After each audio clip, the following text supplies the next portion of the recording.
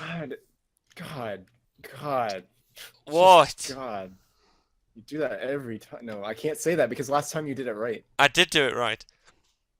He always counts down when he's recording, and it's just like But, a million different numbers every fucking time until he did it right last time, well, which is why the beginning of the other one started like that. it did, I know. So, But the thing is, you say many different numbers. That'll be inconvenient in 3 seconds. I mean, if you could do it in 3 seconds, it wouldn't be inconvenient. But that would be impressive, actually. But yes, the Josh. Did you just burp? Mm-mm. No, I actually didn't. I thought you did. I'm saying, are you taking my role now? This is my role. I've literally been burping like the past few hours. Like no joke. I've been in the I cold know. since Josh joined, and I've just burping because I had pizza, and for some reason it's playing havoc with my insides.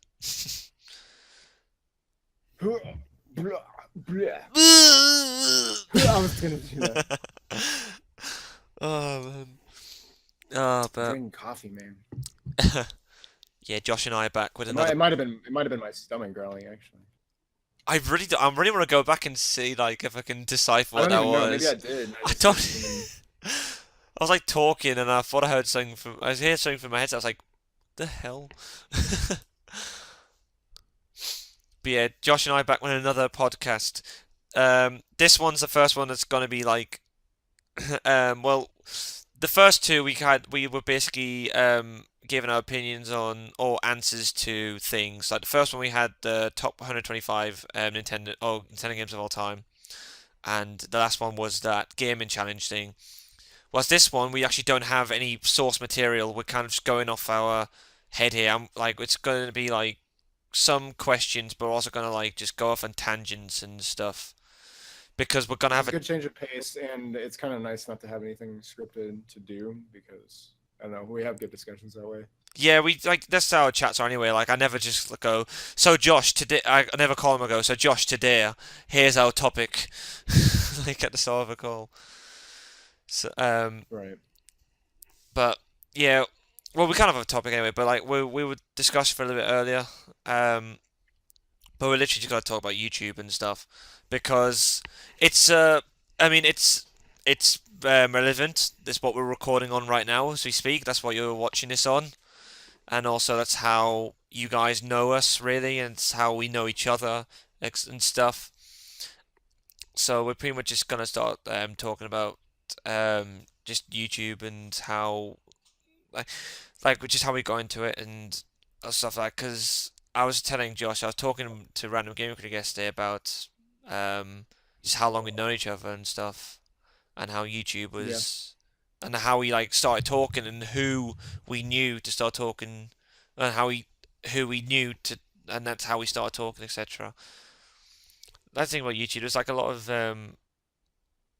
stories really around YouTube Yeah, and and it's stuff been like so that. long for me now that like there's a lot I've forgotten, but like I still remember like how I got into it and everything, and a lot of the people I met off the bat. Yeah, when I so you started YouTube before me, so I guess you could probably Yeah. start. All right. What freaking I don't even remember what year that was, but I was like 17, I think. 16 or 17 when I started. I was a junior in high school if that means anything to anybody, but um yeah, I remember watching people like Cloud8745 and Ultra J Man. Those are the first two people that I saw doing like the Let's Play format. And I like video games, so I'm like, I'm gonna try that. And basically that was it, honestly. That was basically how I got started. I just saw people doing it and I'm like, oh, that's cool. And during this time, it was like since I was a junior, it was probably like 2008, 9. No, yeah, somewhere around there. Because I graduated in 2010, so that would make sense. But um, yeah, I don't know. It's like I just felt like doing it one time, and during that time though, it was like still pretty new. Yeah. because I didn't know the history of it until like later on, how it like started as a forum thing, and people were basically just like posting screenshots of video games and typing like blogs about it basically. Yeah, I feel like that's something we could touch upon a bit later as well, like just Let's Plays and all that. Because I totally get what you mean. Because like that was the in time for Let's Plays, wasn't it? Really. And like Yeah. I totally get what you mean with that. Because like Also, Sapphire might jump in because he's on Rocket League right now. we could have a guest podcast. We could have a Yeah. guest. I like Oh. message him now because like I'll put pictures up and stuff on the background. Yeah. But I'll just be like, we are recording a podcast. So if you want to join, then join the. I can't type. Then join the Rocket League call. Yeah, and I don't really remember how I met some of like my Skype friends at first, because pretty much everybody that I started chatting with on Skype like knew me from YouTube, or that's how they like found me. And like I believe the first ones I started talking to, I'm gonna feel bad if I like forget anybody, but um, I vividly remember the first people I started talking to when I was pretty much starting out was Garlock and Fubo and Blue Mario, who at the time was Video Game Master Dan. And I know how I met Video Game Master Dan because I think he just commented on my videos, but I think like Garlock or Fubo like knew him before that. Yeah, all those Uh, guys are super cool. Can verify. yeah, Beaner I met a little bit later, I think, and like Artie and Oh God, Artie. Yeah. um, who else? There's so many people that I talked to like over the years now, and it's crazy. And until a lot later. I mean, not like a whole lot later, but like it was after I was like at least a few years into it. Who was that? Ian. Huh? Sorry, who was that? It cut out a little bit for a sec. I know it's my voice connected thing. It's in red like this whole time, so I don't know why it's being so shitty. I was talking about you. Oh yeah, yeah. I met Um, Ian in high school my freshman year. yeah. I was to say I thought Ian was your. Yeah, that's what confused me for a sec. Yeah. So yeah. Um, Mhm. yeah. So for me, I started in 2010, and I would have Yeah, been. so I was only a couple years into it. Yeah, I would have been. I was 16 when I first upload. No, I was 15 when I first uploaded. Um, I got into LPs in early 2010. I think again, the thing is though, like these are stories that we have touched upon as well in the past on YouTube videos we've done. But it's like always, it's cool to go back anywhere because like, I mean, in a way, and it's good because it's actually just in a like consigned place anywhere. So it's like, oh, here is the YouTube podcast. But it's like, Yeah. excuse me. But yeah, I started. I first got into Let's Plays when I saw GNR 5000's Let's Play of Diddy Kong Racing because I was stuck on like some of the key locations. And the thing is, I don't know how I got into it because I used to. You talked about like forums and stuff. I used to I used to go on game FAQs all the time. Every time I wanted to look up something, like if I stuck on a game, I'd just go on game FAQs and scroll down to whatever bit was the relevant bit, and that's what I did for years. And like I even wanted to do my own game FAQs at times, and I can't remember how I got onto. I think I just YouTubed like Diddy Kong Racing Key or something. I can't remember even remember what I typed in, but then I came across Let's Play Diddy Kong Racing, and then I ended up from being stuck on one part. I ended up watching this whole playthrough, and I was like, "Wow, this actually seems so much fun! Just playing a game and just talking over it." And yeah, and then I ended up just watching. So I watched all of that. Then he did Donkey Kong 64, and I was like, oh, I have to watch that next. And then I ended up just typing in all these games and all sorts, and then yeah, it just went from there. And that's how I just suddenly, I didn't out of nowhere, I was like, wow, I found this new area of entertainment I wasn't familiar with, and Right. And like for me, like when I came across Cloud 8745, like I was like, holy shit, I really want to do that because like he was just so funny and I just like he was just so entertaining to me and I'm just like I've loved video games all my life and it was just like right up my alley and I'm like, you know what, I'm gonna give this a try. So basically, I didn't even like ask anybody anything. I like Googled shit and Cloud said a few times that he used like, you know, Skype to talk to people while he's recording. He was like he used Cam Studio or whatever it was because that's what I started out with was Cam Studio and just like emulators and stuff like that. Like I never asked anybody and I wasn't really involved with the community at all. Like I didn't really talk to people. I just kind of started doing it.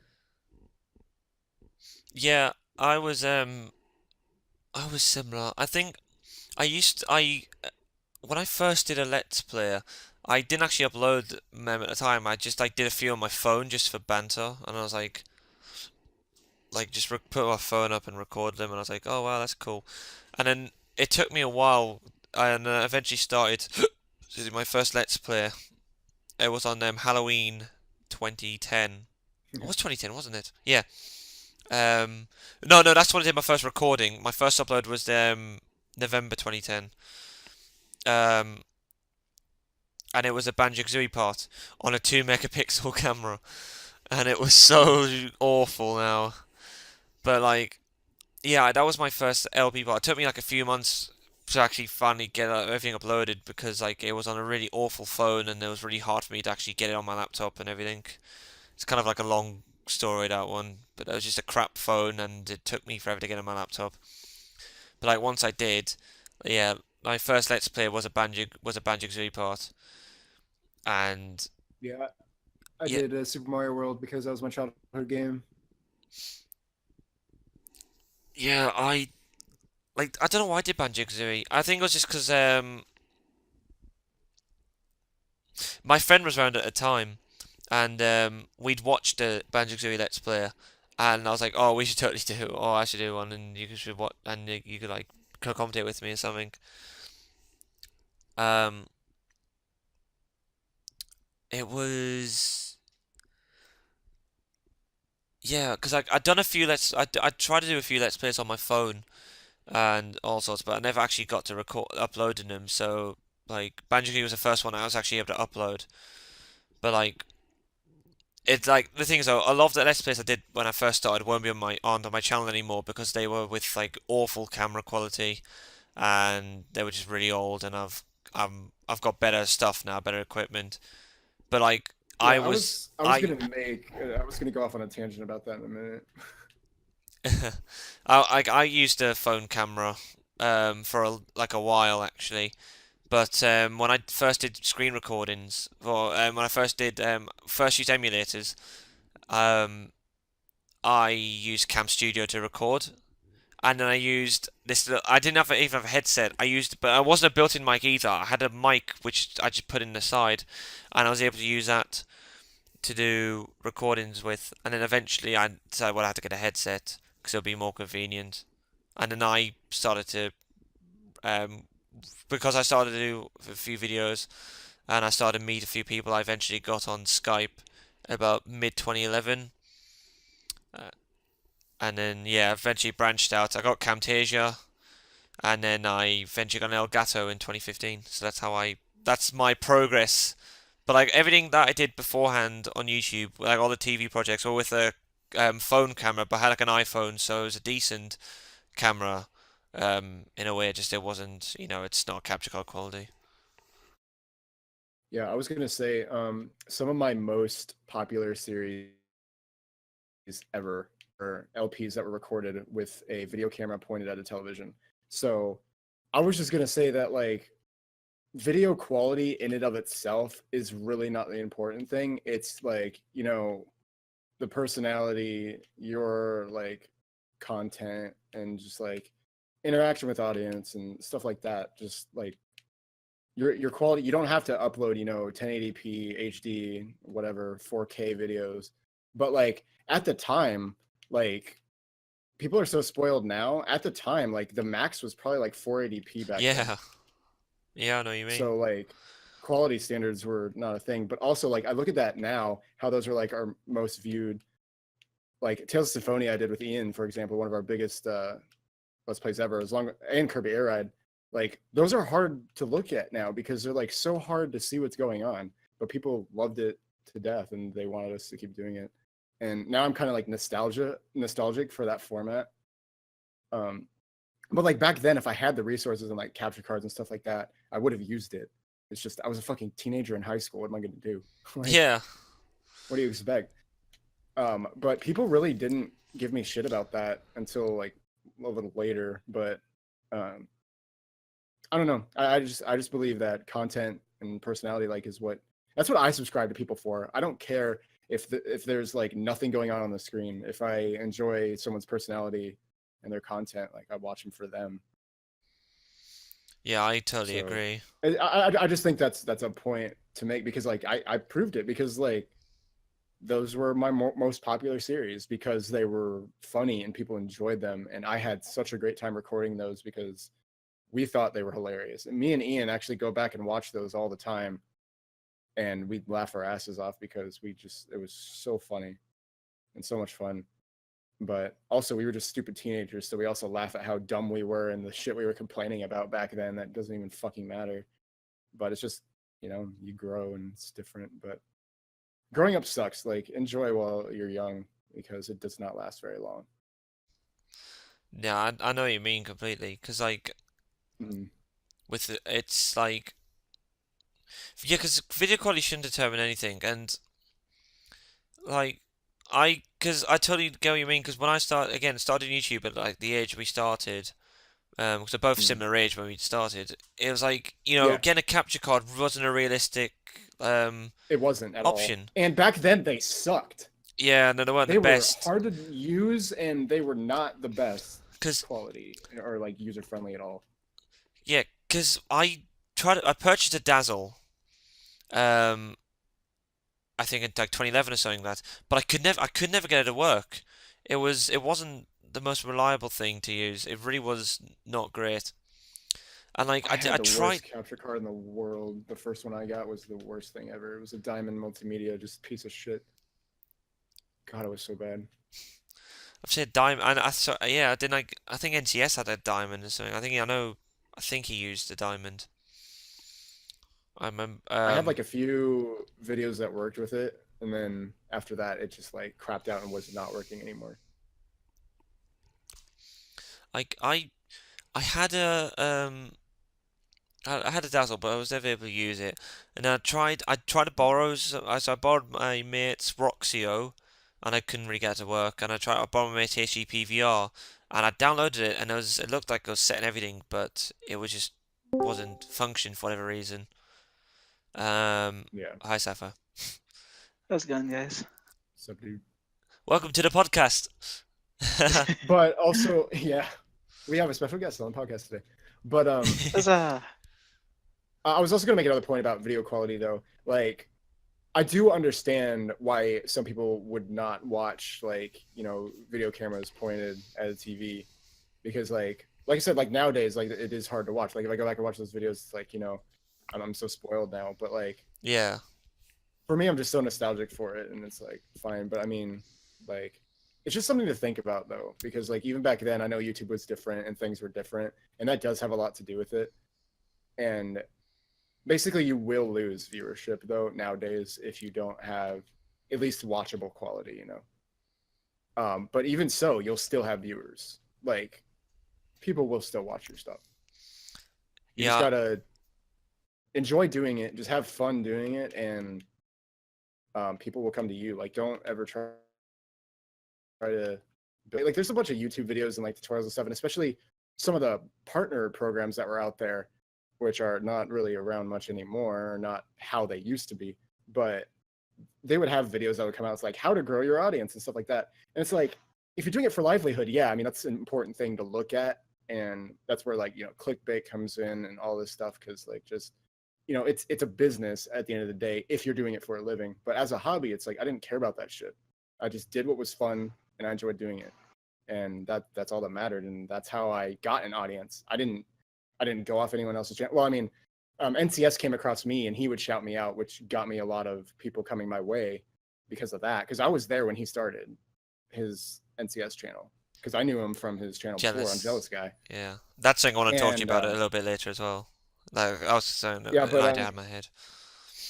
I was very grateful for him. Like that was so cool that he would shout me out. I never asked him to do that though. Like he didn't have to do that, and he just wanted to because he enjoyed my content and all that. So he definitely helped me get a lot more people coming my way. But even so, like I just did it, and then people came to me, and it's like that's just all that happened.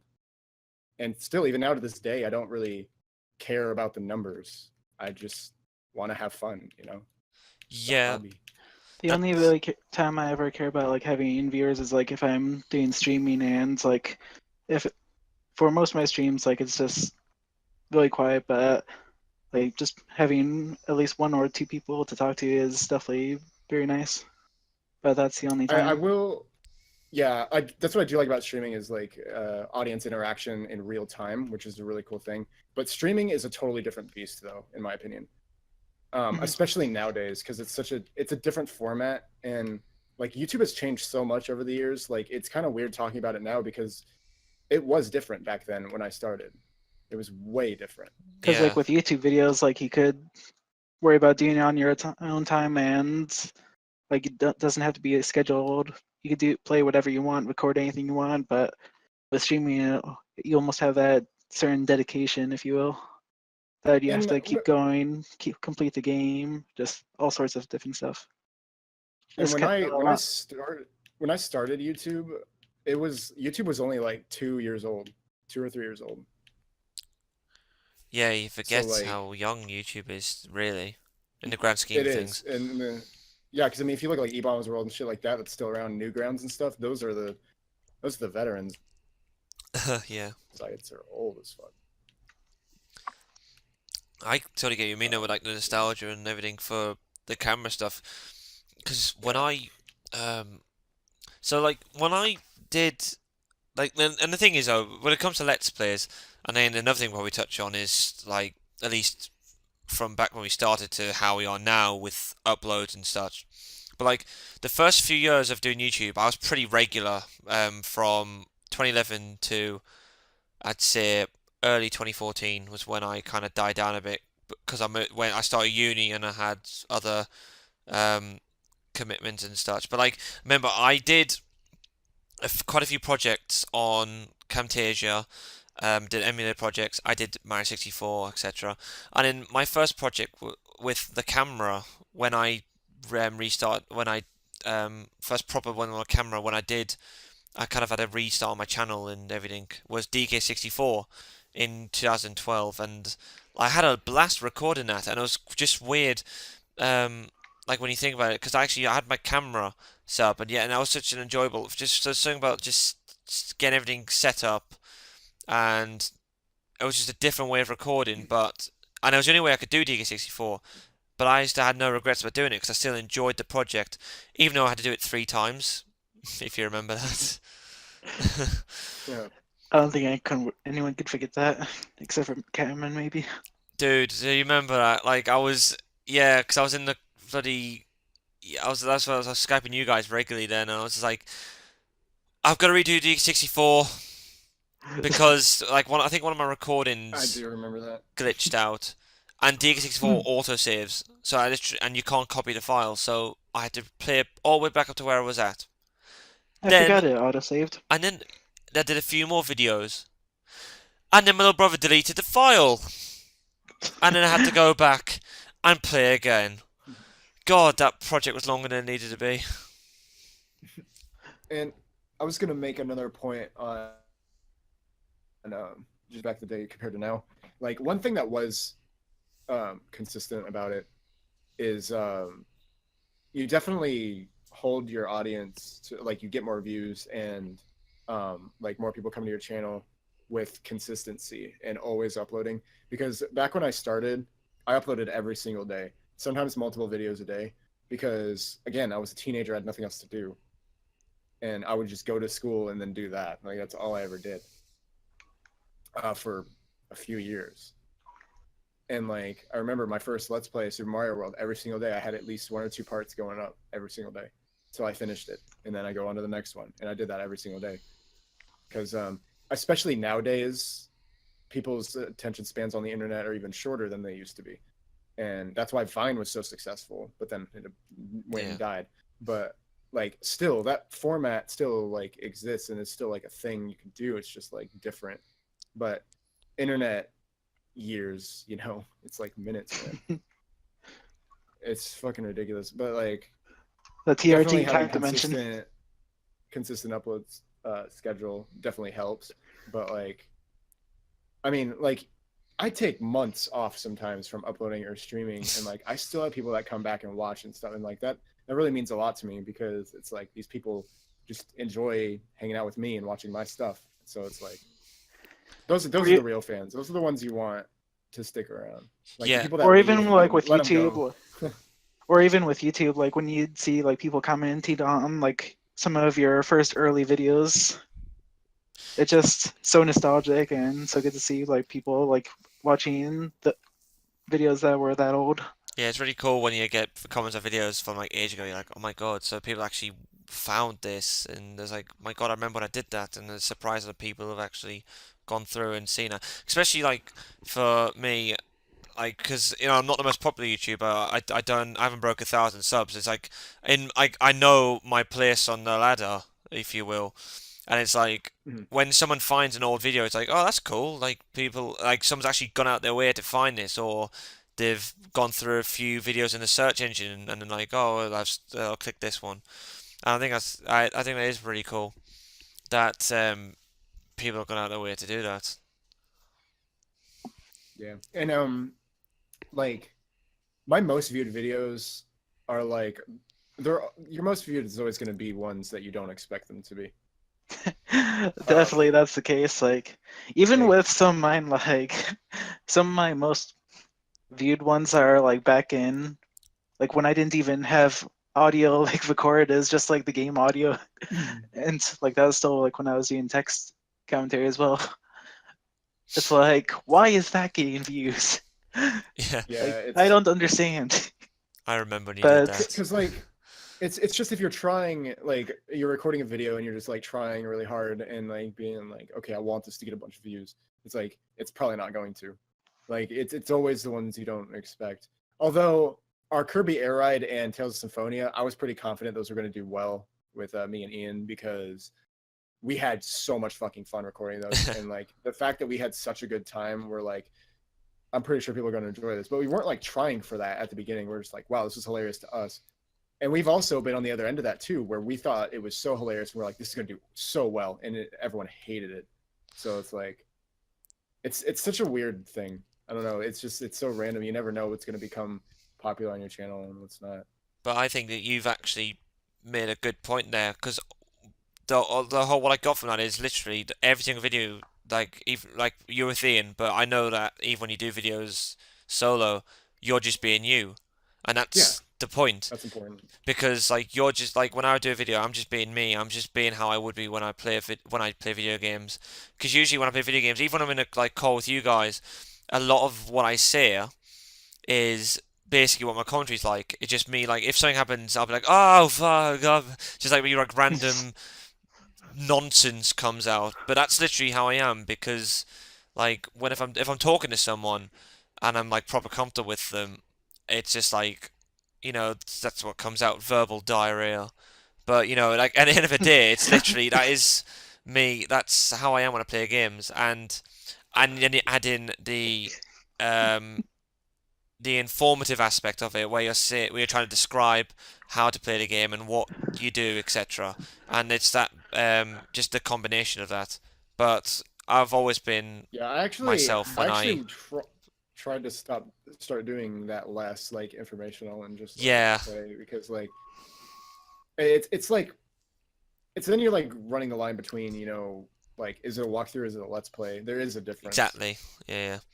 But I And mean, you can a good balance of the two is nice though. Like, I appreciate that, even that's in stuff that I watch. So And there's that's some like that go the distance to do kind of both. Like Chugakano, like he's a very good Let's Player, and he does like 100% walkthroughs at the same time. yeah, and yeah, that's what I that's mean. Like a balance of the two is always nice. But the fact that he can do like both like completely is pretty cool. Slim Kirby was I always thought was really good for that sort of thing because like Yeah, he definitely was. he's like he for me is if I was stuck on a game and he'd done a let's play of it, I'd probably watch Slim Kirby because um and I think I've said this before. I think a couple times on my channel. At least I've mentioned it before. But like when it comes to let's plays, and this isn't to say that he's boring or anything, but Sim Kirby's focus I think was on the entertainment value. It was always on his how you complete a game. And because like if I watch his LPs, I know I'd get the information I need from Yeah, just to help complete a section. But like, I don't think he focuses primarily on entertainment. Like his commentary is very informative, whereas there are other Let's Players like top of my head, so like Markiplier. His automatic, um, his style is based around just entertainment and being funny, humorous, or like Jacksepticeye is all about like his loud enthusiasm. You know what I mean? So like everyone has their yeah, different styles. But yeah, that's kind of that's why nice I too. wasn't a fan of the Yoshi story let's play I've done because I mean, whilst it was because it was a good challenge to do was doing the all melons thing, but there were so many times where I was just literally looking at the guide myself trying to learn how to do it, and I was like, right, so yeah, I've got to do this, and I felt like it was so tricky to do, and it's definitely not one of my better let's plays for sure. Also, side note, I'm playing Rocket League right now, so that's why I said fuck a minute ago. Wait, you're on Rocket League? You gotta tell me how this because I've done some games because I'm playing Oh, Rocket yeah, I League was right planning now. on it. I literally just got back on though. Like I was just Oh, playing okay. FIFA and then I came on to this, but I was playing before. As soon as I switched to Mario Kart, you were on Rocket League. I didn't think it would be like I wanted to focus more on the podcast than anything at the moment, so that's why I didn't really say anything. Gotcha. But yeah, yeah, that's pretty much like my thoughts on like at least commentary styles. But Oh, I was gonna make a point on that too. Like Markiplier and like Jacksepticeye, and I mean there's a ton, but they are some of the most impressive Let's Players ever. Because doing solo stuff is so hard. Like again, my most popular playthroughs were always the ones I did with Ian or with somebody else. Like I had a couple popular like solo ones, but none really like stand out as much as like everybody who talks to me, they're like, "Oh, I loved your Kirby's Air Ride. Oh, I love your Kirby's Air Ride." Like that's usually where people go and what they remember me from, which is great. It's cool to have a series like that. It's like wow, it's like what I'm known for now. yeah, Um, my best LPs are definitely my co-ops. but like Markiplier and like Jacksepticeye, like they just it's so impressive how well they're able to do it because it's just it blows my mind every time because I know how hard it is and people And even more underestimate so, solo stuff. and even People more think it's so when easy, you're but it's streaming not. because like it's more long term than videos are. I mean, debatably, it doesn't have to be. Like they can both kind of be either or. But I know what you mean though, because like streams, like for me, streams are going to be longer than like a video. But again, people do long plays in like one video Oh as yeah, well. yeah. But yeah, it's whatever. Yeah, and that's how I am. Like I admire people. Like I mean, I do solo commentaries. I do quite a few solo commentaries anyway. But it's like, yeah, their basic their video library is essentially all solo stuff, and you do admire that, especially because they've got millions of subs, and it's like I totally get what you mean because I've always said in my favorite projects have always been co-ops I've done, and it's Yeah, like because for me doing a co-commentary is great because um it's like you're not trying to because like when I've got a co-op, it's similar to like this podcast we're doing now. You talk and you Exactly. bounce things off each other, and 'cause, like whenever we've done a co-op, it's we've talked like we've got the game playing, but we'll have a laugh and something, and then we'll have like a subject to talk about, and then we'll go off, and like the game's there, and we'll be talking about it a little bit, but the focus won't always be on the game. Whereas when you do a solo commentary, it does feel like you have to talk more about the game, and you have to try and find things um, to keep it fresh and interesting. And again, that goes back again to the balance between the informative approach and the entertaining approach. And I definitely think that's a lot harder to do with solo commentary Very. than is co-commentary. Yeah, and like, uh, it's just hard to focus on a game and play it while you're trying to come up with stuff to like talk about that's not just like boring or just like talking about the game or what's currently happening, because that's like I easy, and also that's why ha- people don't like certain let's plays like that, because they're like, oh, it's just too boring and dry. But that's why the Game Grumps format I love so much. I mean, it's again, Yes. YouTube stuff is like you just find what you want to watch and watch it, but it's like, I also have quite a bit of respect for people who do post commentary on a normal basis, because that is not, at least for me, that is not easy. Like, because like unless you did it very fresh, like you're not gonna always remember what exactly you did in that video, and yeah, for me, post commentary was actually easier because I could just talk about whatever and not have to focus on playing. Live commentary was always so much harder for me. I didn't do much post commentary, but like I usually just ended up talking more about just like random stuff because I could actually have a more consistent like thought pattern instead of having to pay attention to the game too. I mean, I'd still talk about like what was going on and stuff, but like I don't know. I found it easier. Yeah, because you could kind of segue it into other things without, because your concentration wasn't on the gameplay, it was on commentary, and I guess you could watch what you're doing.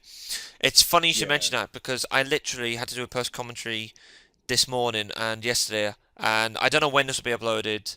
I don't know if it'll be uploaded before or after these videos, but the last Mhm. two of the Yoshi story parts I've got to do were post commentary because I had some mic problems, and yeah, and I totally get what you mean because I had Kyle with me for the first post commentary part, and I did a solo one this morning for the second post commentary part, and the one I did this morning, I was talking a bit about the game, but a lot of it was actually just me talking about random stuff. It was me talking about my channel and just stuff about YouTube and how why I was busy. I was basically touching upon the update video I did, but also just talking about as a bit more of an in-depth explanation, and I was just talking about things in general rather than just focus on the gameplay. So I totally get that as well.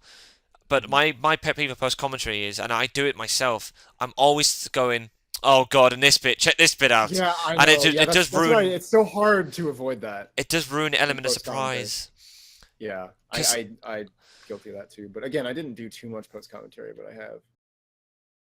I actually did an experimental series that I never ended up like posting that was like all post commentary just to try it, and I actually liked it. So I might try that format again just to experiment with stuff because I don't know, because I kept like restarting the recording too because I'm like, oh, I wanted to say this differently, so then I can because I'm just in post, so I'm just like, oh, I'll just stop that there and then start again. that will be yeah, and again, it's like you said, keeping things fresh as well because like it gives it's the new ideas and yeah, I see why because it's just the thing with post commentary is my only problem is, and again it goes back to the videos I was recording the other day and I had to post commentate. There were parts in there which the live commentary which unfortunately I didn't have was actually I think it would have been I would love to see a reaction to the live commentary because of incidents that happened and then have to post commentate on. So you kind of lose Mm. that initial reaction. But then Yeah, like the other that's thing, but like that's the case of everything. You'll always have pros and yeah, cons, and it's up to exactly. you to determine a style you prefer, and it's also up to your viewers to go, yeah, I like that, or maybe you could, or it's just as long as it's constructive, of course. That's you're tricky to get on the internet, but as long as it's constructive, they have Yeah, feedback on anything. and the post commentary that's impressive to me is the ones where I didn't know was post commentary. Yeah, Like some exactly. people are so good at fucking doing that. It's like holy crap. I can't do that. Like people can like fake their like enthusiasm and stuff. But like that's definitely the biggest con of post commentary, in my opinion, is the fact that you lose the initial reaction, which is usually enjoyable for people to watch. Like initial reactions to things, especially doing stuff blind. Like Yeah, that's pretty much why I quit my Kaizo Mario project in the first place. It was like I enjoyed like some of the experiences that I had like in my initial take on it, and then once I lost the video for that, I got despirited, and it just it loses its touch like once you lose your first reactions towards it. Just Yeah. imagine the post-commentary Kaiser going, oh, it died again. He's like, load save state. Yeah, Oh, games, damn it. Oh, would you look at that? games like that I could not post commentate No. because I couldn't find, like, I don't know, maybe people would find it entertaining, but for me that would not be entertaining Dude, I'll tell you who for is me to do. entertaining. Saron Lionheart, his Kaiser Let's Play is hilarious. He's great. Like, the bloke's I bloody don't think I've nuts. heard of him. He's just said, like, welcome to Let's Play Kaiser. Like, so he's got this, like, proper raspy voice. I think he puts it on a bit, because, like, not all his videos have had that voice. And he goes, oh, no. It's like, I have the ability to rewind time. So he dies, and he goes, and he loads a state. Would you look at that, Mario? You just rewound time. It's amazing. It's like, I need to show you it. It's actually hilarious. Like, he hasn't uploaded for ages. But again, that goes to what we were talking about earlier about how Let's Plays seem to have a shelf life almost, and we're definitely in that Definitely. era now of just, just post Let's Plays almost. Because I Yeah, wanted it's to not popular touch anymore. upon that. Yeah, I was gonna mention that too when I was talking about Markiplier and Jacksepticeye. Like, if you look at Markiplier's YouTube channel right now, he's not getting the views anymore. Like, not as much as he used to get. And like, I know there's a lot of like Let's Players now, but like, again with the changes of YouTube, how they, you know, choose what people see in their feeds. Like, they now, even if you're subscribed to somebody, YouTube will only show you what they think you want to watch. Sometimes, even if you're subscribed to somebody, it won't pop up in your feed. And even people who like click the bell and everything, even some of those. So like, you're really only getting the consistent viewers. So it's much harder to get views on YouTube nowadays. So there are people with millions, but like hundreds of thousands of views. Or like, I know someone who's at like Sam Tabor. He's like a skateboarding guy that I watch, and he does a lot of other stuff too. But he has like 750,000 subscribers, but he only gets like 10,000 views on videos right now. Yeah, I know, And that's I know what you absurd. mean. That doesn't make any sense. Because like, when you talk about Let's Plays, like for example, there's few of the relatively popular ones, like at least in Nintendo terms. So like, I think of NCS, I think of Josh Jepson, and those are a couple of like big examples of people who. So like, Josh Jepson's got like 200,000 subs, but yet like his latest videos have only got about 1 to 2,000 views, and NCS thing is similar as well. He hasn't got as many views as some of the old projects he used to do had, and I just feel like Let's Plays, like, everything does have a shelf life in the end. I mean, I totally get that. Yeah, But I mean that's just goes for everything. yeah, Like trends and stuff. It's just what it is. and I feel like for me, it was about, like, it just seemed like 2012, 2013, just in my eyes. I thought, like, Let's Play seemed to be just getting repetitive and dying down for whatever reason. I'm not too sure why. And, like, because it felt like, but that also, you talk about that, because I think some of the people you've mentioned, like Markiplier, he didn't start till I think about 2012, 2013. Jacksepticeye, I think, was about same. I know Game Grumps started in 2012 as well, didn't they? Because obviously it was just Ego Raptor and John and their own channel, Yeah, and and they it weren't helped that they had really. like established careers before that. So Yeah, that like definitely I, helped. But like, I didn't think it definitely. was that long ago that they started. Oh yeah. yeah, it was And they've been doing 2012. Game Grumps for like 7 years. 6 years It's been a now. while. Yeah. But like Aaron and John, I know had their own channels, but they weren't really gameplay channels, were they? Because Aaron was all about animations and skits and all that, And like John's funny channel was videos. more reviews. Yeah. So, but like those are free channels, for example, and they started somewhat later on. So it kind of feels like they have almost revolutionized Let's Play in a way, and like made it. They've changed it a little bit. Whereas the likes of NCS or Chugga Conroy or Josh Jepson, who are like old-fashioned Let's Players who had their games, etc. Maybe because like and nothing wrong with doing it because like in a way all the Let's Play videos we've done are similar to theirs. Like we're just gameplay, commentating, Yeah, etc. yeah, Um, basic formula. yeah, exactly. But obviously, like maybe just they were just maybe just the new people have come in. Like, cause Mark, like I guess you got like Facecam, Mark Pine, Jacksepticeye have Facecam, and it's a lot of reactive games like horror games. Yeah, I think for like for example FNAF, and again we do go back to that. Like when FNAF came out, that proper blew up Mark's channel, for example, oh yeah, like and so much. Like that's basically what people subscribe to him for quite a while. yeah, and I it mean, the was just stuff like majority, not that. yeah. Like what was I gonna say? I forgot. But Fucking Rocket League made me like forget what I was gonna say because it got really stupid intense for a second. But I'll tell you what, that's a good thing with this podcast. Actually, I was thinking that because like there's just things which I've totally forgot about. Like I was wanted to say earlier, and then we Right, get and then I sidetracked remember and we later move on on. to Yeah, another subject. yeah, that's how the brain works. It needs to get distracted sometimes to remember something.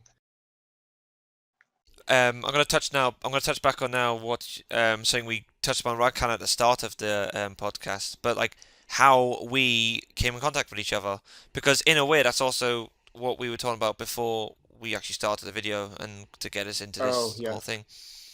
So like, yeah. because you were discussing like some of the people when I first started YouTube, I was pretty much solo commentary because I didn't have Skype or anything. I didn't have a headset. It was just all, like I said, on my phone and stuff. And when I got Skype, the first person I added was I don't know which channel to call him by because I don't think he's got one anymore. But like I think his most popular channel was Nintendo Sony Gamer. Um, and like the channel I met him on was called Speedy Walkthroughs. Um, and I remember we did a Super Mario Kart, which wow, who's done Super Mario Kart before? Um, Gee, I wonder. you know what I mean. But we did a Yeah. Super Mario Kart net play session. Um, but again, I wasn't even on Skype. I added him on Hamachi and stuff like Right. that. And then we did Super Mario Kart. And then like a few months later, I got Skype. He was the first person I added, and we had a little group of us, which I could shout out now. Like Afroman, I still talk to, Miss Afroman 20, who some people might know from my channel. Um, the likes of Zelda Theorist B, Zero Mhm. Blazer, who I don't know where he's gone. But like, there's a few people, but obviously I haven't spoken to them in ages, and like I know they've all got different channels and all sorts. And some of them don't even have channels anymore. Yeah, I definitely remember the name Afro Man. I'm pretty sure I remember him. Yeah, Afroman, I've done Bombman with. I did Bombman with him a few years ago, actually. I think he co-commentated with me for Bombman, and he's co-commentated in a few of my things, and he pops up now and then. Yeah, one of the first. Oh, that was another one I forgot to mention. Music Note Block. He was one of the first Oh yeah, guy I did co-commentary with. He was actually the first person I talked to on Skype. yeah. I remember you. I've never spoken to him before. I don't know exactly know who it is, but I remember you saying that. Yeah, he was a cool dude. We kind of lost touch, but like Yeah, you do that happens. sometimes. Yeah, But except he was a cool guy. I really enjoyed the time we spent together. That sounds so like regular romantic. It's like, oh my we God. broke up. We drifted We apart. we broke up. But like, no, that's a good point as well, because like, there's a few people, and the thing is, it goes as well. Like, there's a few people I've been in touch with, like when I first started YouTube, and I just don't speak to them anymore. For like some of it just because we just drifted apart, some of it was just because they disappeared for whatever reason. And also not even just people you talk to, like subscribers and viewers. There are a few people that used to comment on my stuff regularly, but like Hmm. if you go on there, I checked like there's a few on my old videos which I like click on now and I see a comment like, oh my god, I remember that guy. But you click on their channel, like they're inactive for like for years, and it's like, wow, that's a shame because like they used to comment on my stuff now and then. I used to like at least be aware of their name. So Right. And yeah, that's a good point as well. And because again, it's the thing about YouTube is it's a hell of a community, but unfortunately, like in general, it's not real life. It's an internet community, and you can lose touch so easily with people. Oh yeah. And with Music Notebook, I can't remember if I ever recorded it. I'm pretty sure we did Let's Play. We had to have. But I know we did a lot of it just like not recording it. Like we would just play like on ZSNES and stuff together and just chat and stuff. Did you do Yeah, I'd say I know. I'm pretty sure we had to have done videos though. Like we had to have. I can't remember. Because actually, I tell you one thing we haven't mentioned, although I guess a lot of people will know this, but of course, the channel that you're talking about, the channel you do those videos on, is not the channel you're currently on now. Yeah, and I've talked about this a lot too, and it is my biggest regret on YouTube is how many times I changed channels. Really, I was just emotionally unstable as a teenager, and I went through like so much stuff. It was so dumb, like obviously, because I was a teenager, I couldn't like comprehend. I didn't have the brain capacity to understand how stupid it actually was. But I wanted to like I like changed as time went on, as you do as you grow older. And I basically didn't want anything to do with my previous self because I didn't like who it was.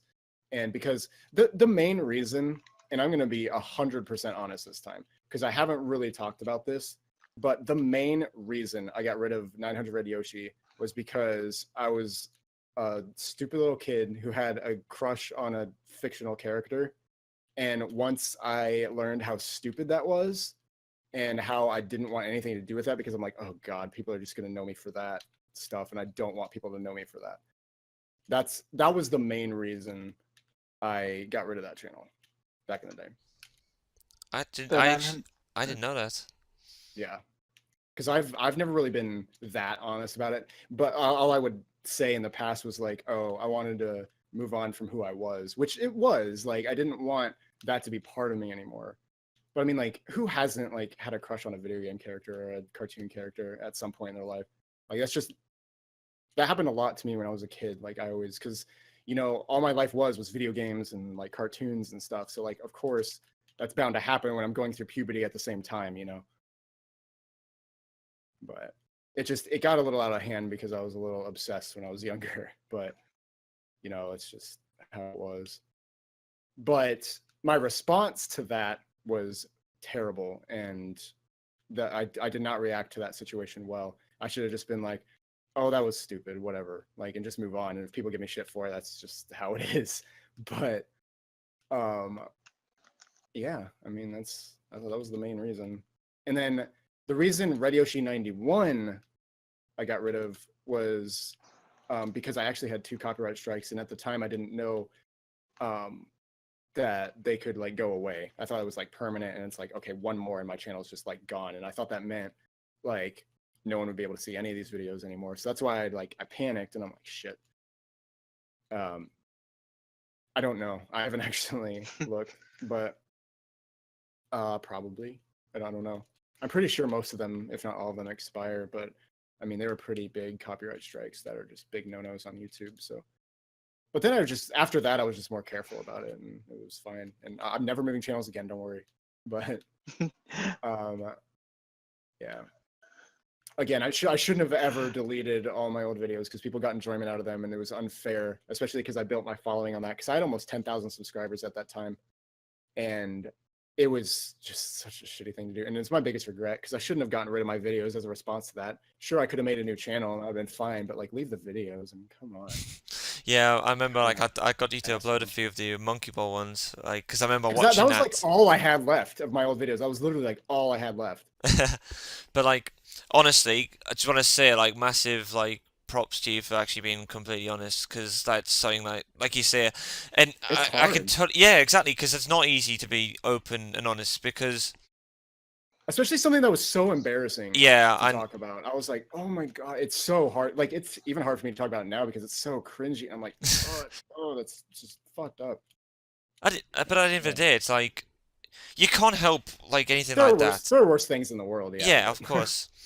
But like, and I know that ties. I know that ties with in a way with the hate Ian got. 'Cause I know that I've seen the Red Spray video that Ian had, and I know a lot of the comments on that were, and I saw because like this was years ago now. I remember watching that video and I saw a comment from SapphireYoshi. I actually You were don't remember this. you were you were defending him as well because I naturally you was would. He's your friend. pissed back And yeah, I then. know you Yeah. were pissed off for that. And I love the comments Yeah. again. Oh yes, just like tin a piss out of Ian, saying well he's a furry too, blah blah blah. And then like you commented, and then some of the replies are going, well yeah, check of course you stick up for your furry friend, you fur fag and all that. And I saw all that stuff, and I It's like it had nothing to do with our interests. It was the fact that he was my best fucking friend. in fact, he's his best friend. You're taking Yeah. and Red Spray the tin a piss out of him for a video because like he was like singing in a like a high pitched voice and all that. And I mean, if you think about it, this is a kid, a little kid, like a teenager on YouTube being torn a new asshole by like adults.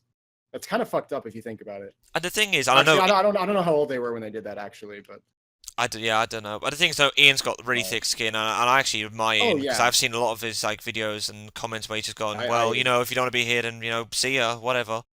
yeah, he handled it a lot better than I did for sure. I was just, always the Well, you didn't Fucking handle it the wrong verbally. way. I mean, you can't see handled it right or the wrong way. It's like at the end no, of the day, I everyone, definitely didn't handle it right, but it's He like handled it the it's left way.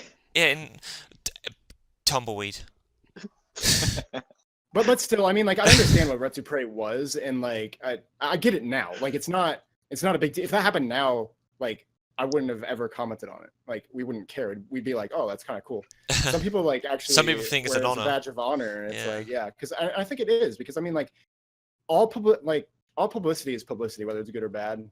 But it's like again, it's like my biggest fear was just being known for something I didn't want to be known for. Like, Yeah, that's the thing. unintentionally. But it's like that's just the internet though. Like people are always going to dwell on the negative shit or the stuff that they can, get to you with, which is why I wasn't ever 100% honest until now with why I actually closed my original channel, because again, it was so embarrassing to me, and I'm like, I just it was hard for me to talk about because I'm so different now, and it's like I don't know, man. It's But- just stupid. Yeah, but like But I yeah, said, it's no big deal. No hard feelings to Retsu Prey, obviously. It was just like we were just kids. I mean, what else are kids gonna do when that happens to them, on YouTube? And that's why I don't know, like 13 is pretty young to be able to be allowed on the internet, especially nowadays. But we were like, I don't know, 16, 17, still young as fuck. but like I want to say though, again, like massive props to you for actually been coming on with that because, Yeah, I as you've appreciate said, it's. I know, like you say things and you have like that feeling of shame and reluctance to actually be honest, but like I think that's That's great what that you're it is. actually able to, and I probably speak for like Sapphire and I speak for quite a lot of the people that will watch this and people that are viewers and stuff, but like it's more power to you, dude, and because we love you for you anyway. I think you're a cool Yeah. guy. I've always enjoyed your stuff and again, I we'll appreciate get it. into this in a little bit because like we were talking about how we met and stuff. But obviously, I came across SapphireYoshi back in the day as well, and I watched your stuff. I thought, wow, you're actually like really, you're funny. I thought you were a laugh to listen to, and like you came to RadioYoshi 91 afterwards, and then I slowly got to know you, and we'll move on that in a little bit. Yeah. But like I've always enjoyed your stuff. And you're an even cooler guy to talk to. Like when people get, and again, I mean that's the internet. You can't really like it is just a general thing. But you don't know people like you. I mean it's really cool. I got to know you personally, and all sorts. But It's like pretty rare for that to happen just in general on the internet because like, well, not nowadays, but like back then especially, it was pretty like. yeah, especially because it was weird as well. Because like, and when you think about it this way. I was basically a fan in a way because I did enjoy Yeah, your stuff. of your I videos. liked. Yeah, I'm a fan of your videos. Yeah, that was a jedge. That was good timing for that. I'm sorry we're like out talking you, Sapphire. Like, please, if you have any input, like, feel free.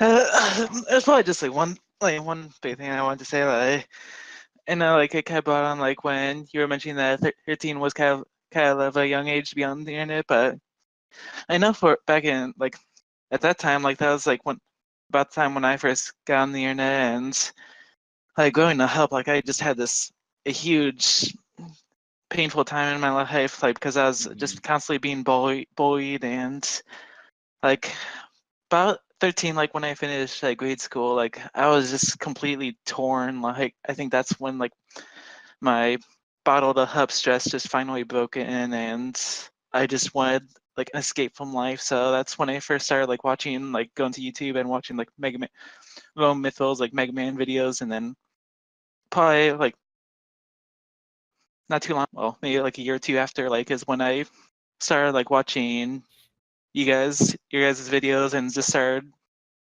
commenting and just talking to you guys. It made so much of a difference in my life. Just made me start feeling better about myself and just starting to get out my shell. It just means so much to me. Oh hell yeah, man! That's Like I'm great. glad. I I'm glad know. we were able to help you out of a bad spot, man. That means a lot. I don't know where I would have been if not for you guys.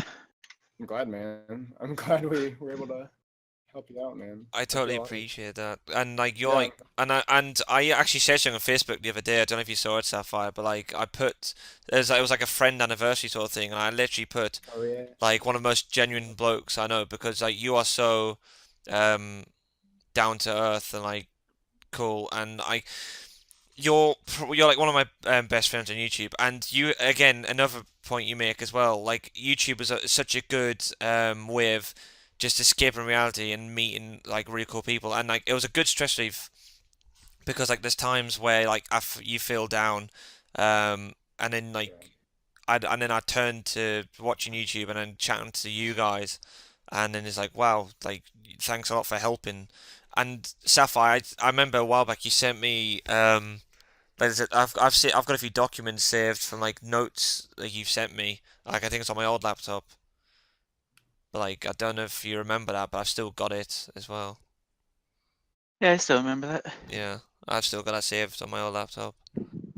Well, yeah, man. Like I said, like I've said this a million times, but I mean, we are always here for you, and I'm glad we were able Yeah. to make a difference in your life because that's what I was trying to do because I knew you were in a bad spot, and I'm like, I wanted to help you. And actually, I tell you what, I remember you were the same for Nate, weren't you? When you first Mhm. started talking to him. Oh, Nate and his farts, man. Yeah, you know what? A random game was enjoying this video until you said that, and now he's gonna comment saying, "Will you Oh drop the shit, that's fart, right. guy?" That's true. Yeah. Damn it. I totally like it's so funny because it's like I can just basically bait Kyle to comment. I could just be like, I'll say this and Kyle will comment on it. We're here for you, Kyle. Literally comment on this video now. Nate farts, and Kyle's recording fucked up again. Ah. I'm sorry, I didn't mean to just like completely derail that. But No, that's well, again, that's what YouTube's for, and again, that's what we're all here for. Like the thing yeah, is, we're here for the it's all serious about stuff, that. and like we're here for each other, because like we've all collectively had like moments where we just felt like Mm. shite, but then And we've all that's collectively had those moments where we've just got each other out of that, and like, wow, this is such a laugh, because we've got so many in jokes between us, like it's unreal. and then that's another reason I like hated my old self was the way I reacted to like trolls and stuff and situations. It's because I was at such a fragile point emotionally in my life that like I just took it out on other people when they attacked me because like it was the only way I could handle it at the time. It was the worst way to possibly handle it, and I got a lot of backlash for it, which I deserved because I was straight up dick to people who actually liked me and enjoyed my stuff, and I just took that for granted, and I totally just went off on people that didn't deserve it. And that was another reason I wanted to move channels because I'm just like, I don't want to be known for this. Like, this is not me. And it was just like so grating to me. And like some people like are like, why do you care? And it's like, I don't know. Why did I care? I don't know. Like, I just did. It felt like a tag almost, like 900 Yoshi, like, as if oh, I was Yeah. associated with like this negativity, etc. Yeah. And then that just I just couldn't handle it at the time. And again, like if I could do it all again, I would if I could just go back in time, I would still be 900 Red Yoshi, like obviously. Yeah, because again, if you look back in hindsight now, obviously like that channel was became defunct years ago, but like if Yeah. you look back at it now, like not many people would really remember that much, I think. But like obviously at the time, you close the channel, like get rid of the channel because it's like all that. Then you moved to Yoshi 91, but like a few years down the line, you know, a lot of people go, like you still say now, you get people go, wow, I didn't realize you're NintendoCapriSun, been looking for you for a while. And like you actually get a lot of Mm. positive comments in that regard, don't you? Saying, wow, I actually missed your stuff, and I'm pleased I found you. And you don't get many I know, people and I going, love those wow. comments. I freaking love those comments because that is the majority of what I get. Like people are like, "Oh my god, I've been looking for you for like years," and they're like, "Holy shit, I'm glad I found you." Like that just explain that feeling. It is so fucking cool, and just the fact that people have stuck with me that long and wanted to seek me out after all that too. Because like Radio She 91 was also when I had like I still was a teenager, you know, and I still had like emotional problems, and that was another reason like why that channel ended up closing too. On top of the copyright strikes, again, it was just a whole bunch of stuff. It was just stuff I didn't want Yes. to like people didn't think I was and shit like that. It's just like, ugh. And the trolls didn't make it any better because they made, you know, videos mocking me and baiting me, and I took the bait like a dummy, and you know, it was just I just didn't want to be that guy anymore because I made so many mistakes that I just like, you know, on the internet it's permanent. So it's Yeah, just like, and I well, feel with you on that one, Josh, because like you could say in a sense I was 900 with Yoshi as well because like it wasn't for as long, but mhm, like all the bullying that I got in grade school, like I kind of did the same thing. Like I just kind of backlashed it like onto someone else that was like giving me a hard time, and I full heartedly regret it like every single day same. like that it's been going on. Yeah, because like it just sucks because like it was basically for me like because I was so depressed as a teenager. I was I was borderline suicidal. I had suicidal thoughts, but I never really did anything about it. I never cut or anything like that. But I did have legitimate depression. And it just got to the point where like, you know, I would try to like stream or do videos to, you know, escape that too. And then when people are still like bringing me down on that stuff, especially because I was so honest about things, how people knew my weaknesses, which is why trolls were able to get to me because they took what I gave them. I gave them so much ammo, and like they knew what I was sensitive about, so then they just attacked me by doing that. And then it was just like on top of everything in my own life, it was like, oh, that's the last straw. When people got to that point and were getting to me, I'm just like, fuck it, and then I just take it out on them, and it's the worst way to react to a situation like that. But again, in like streams and stuff, like that was just text on a screen to me. Like if I was face to face with those people, it would have been different, but even so, I was in just such a bad emotional place, and I feel so bad for what I did to people back then, and like the things I said. I really regret it, and I wish I could legitimately apologize to those people that I hurt because I said some really awful shit to people. It's it's like the same concept as like you're having like a really shit day at work or something, or like a shit day, and Exactly. like you Yeah. come home and then you snap at your mum or you snap at your girlfriend or whatever like that. Right. Because like Yeah. I've done that before. Like you know, like you get like people piss you off, and unfortunately the people that aren't intending to, they get the brunt of it. They receive like the backlash, like you said.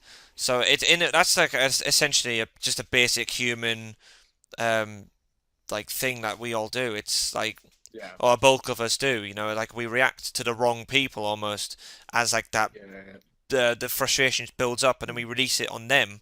We unleash it on them rather than the people who caused the frustration.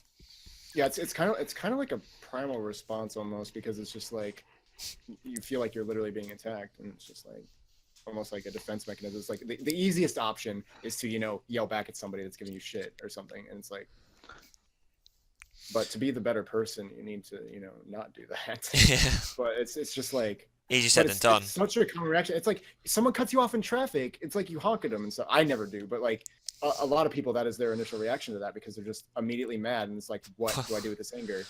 And it's Well, like, if fuck you. Or like they flip you off and they're like, you know, stuff like that. if It's like, it's just an initial response. someone cuts me off in traffic, I get out and I shit on their windscreen. That's an appropriate response. That is, I think that's fully justified, quite frankly. You know what I I'm mean? just glad But that right yeah, now I have a job that I like because like with me having a 25-minute drive, like it just frustrates me to no end with how bad the drivers are. That if I didn't yeah, enjoy it my sucks, job, man. then it would I would. You'll be shitting on windscreens for days. Yeah, So many I just windscreens. I love driving, but I hate other people driving around me. Like I could do without the traffic. Like it would be such a pleasant time without any traffic. So it's the other people that can't drive. Just windscreen wipers being clogged with shit. Anyway, Anyway, that's a tangent. but Oh, That's God. a joke. I That's just like, and It's a like, joke. also later on when people like bring that shit up, they're like, "Oh, I remember this about you back then," and it's like it would hurt like so much more because like I beat myself up about that constantly, and then people on top of that beating me up too. Like it was something that Aaron said, which is why he doesn't like to read YouTube comments a lot, because he's like, when people get on me about stuff that I get on myself about, that's when it hurts. And it's like, Yeah. I totally relate to that. Yeah, That's exactly the scenario. and like I think But like now I can deal with it just fine because I finally, you know, come to terms with it and I'm at peace with it, and I'm like, I know I was in the wrong and I'm sorry, but there's nothing I can, like, I can't turn back time. I wish I could. it's like It's like if there's anything I could do to make it up. if you see a troll, if I see a troll comment these days, like I don't get many, but if I do, like I'll just block it because I think that's just the easiest response to do it. It Because that is. means I don't give them like the feedback they want, the Yeah. response they want, and then like they won't give me any feedback, any And even future if they, feedback. and even if they comment, they're like, "Why do you keep deleting my comments?" If you just keep deleting them, they'll eventually go away. Yeah, but it's like I totally get what you're saying because like I remember I think we discussed this like a while. I discussed this briefly with you, but I remember back in your SapphireYoshi days, I watched your Yoshi's Island Let's Play, and I think I said to you like I remember part one, and there's quite a few comments which are just like giving you shit for no reason. I remember like Mhm. that, Oh, yeah. and yeah, exactly. I get what you mean now. It's like it's just that. Yeah, Yeah, the best response to hate though is always to ignore it. Just you don't give it any attention, the and best they'll get over it. the Like best response to hate is to shit in their windscreen. shit on their windshield, yeah. It's like you better watch out for your car tomorrow morning. Yeah, exactly. If you leave a troll comment, If you leave a troll comment, I'll just be there like, watch your windshield. yeah, it's like you better It's cover your so funny. windscreen, mate. Oh my god, it's so funny. Oh God. I mean, I hope people don't take that literally because we're obviously just joking. I mean, I really hope people don't think we're serious.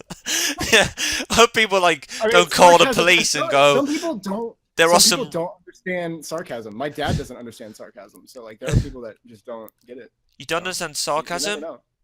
That's a surprise because you're really smart. It's like Oh, man. I hope people don't call the police and like the rogue shitters are about. Dude, They're targeting man, in the windscreens. news, there's it's the serial pooper. The serial pooper. From Bob's Burgers or whatever they called it. Oh God, poop. People order our patties. No. Yeah. God damn it. Oh man. But I've like, had a piss like this whole podcast. Just a side note. do you want to go for a piss? Just some extra info. Yeah. But We'll that's let- normal for our stuff. But it's good that Yeah, Sapphire's here. I'm gonna go pee because I crashed anyway in Rocket League, so let's Switch crashes me. Really gotta pee. See, that's the good thing about podcasts. No editing. This is live. Toilet breaks live. For all you know, Josh could be going to shit on a windscreen. Like, I need to go pee, and he just needs to go take a dump on his neighbour's windscreen for cutting him off. But like, It's always hilarious, like when even like NCS would like take a dump during the take a video. dump. God, yeah. But like, yeah, Sapphire, we should like talk to you. How did you get into YouTube? Because at the start of the podcast, we talked about how Josh and I got into YouTube. Because that's the first question we really asked, or the first question that we just called upon. But we came upon. So how did you get into YouTube, Sapphire?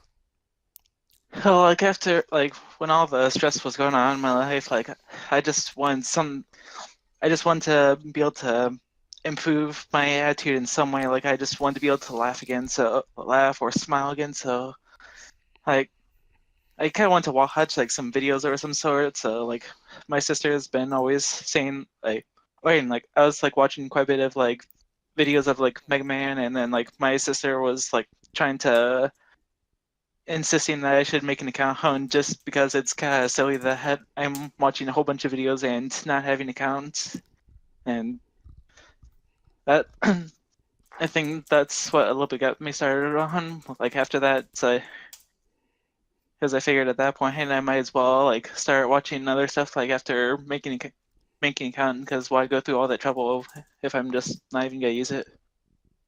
But after like all the depression and all the anxiety in my life, like I just wanted a way to kind of cheer myself up after all the depression. And well, I can't even form my own sentences right now. No worries. And like, was there a was there a YouTuber that you watched that got you into like you've just all your channels basically gameplay, isn't it? Was like a YouTuber that got you into that? I know Rome Mythil was the first one I remember watching. Who's that? He's like a huge Mega Man player. Like he'd be doing like perfect ones like of all the old school Mega Mans all the way to like some of the newer ones. Like so he'd be doing like Mega Mans like 1 through 8, 9, 10, Battle Network, and he'd be doing like all the levels while not taking any damage and only using like the original weapon. And like that just always fascinated me, like how he'd be able to do that, and it was just so fun to watch, and just some of his reactions was just hilarious. And that encouraged you to start YouTube. Well, it was my sister that got Well, like me. to start doing videos. Oh,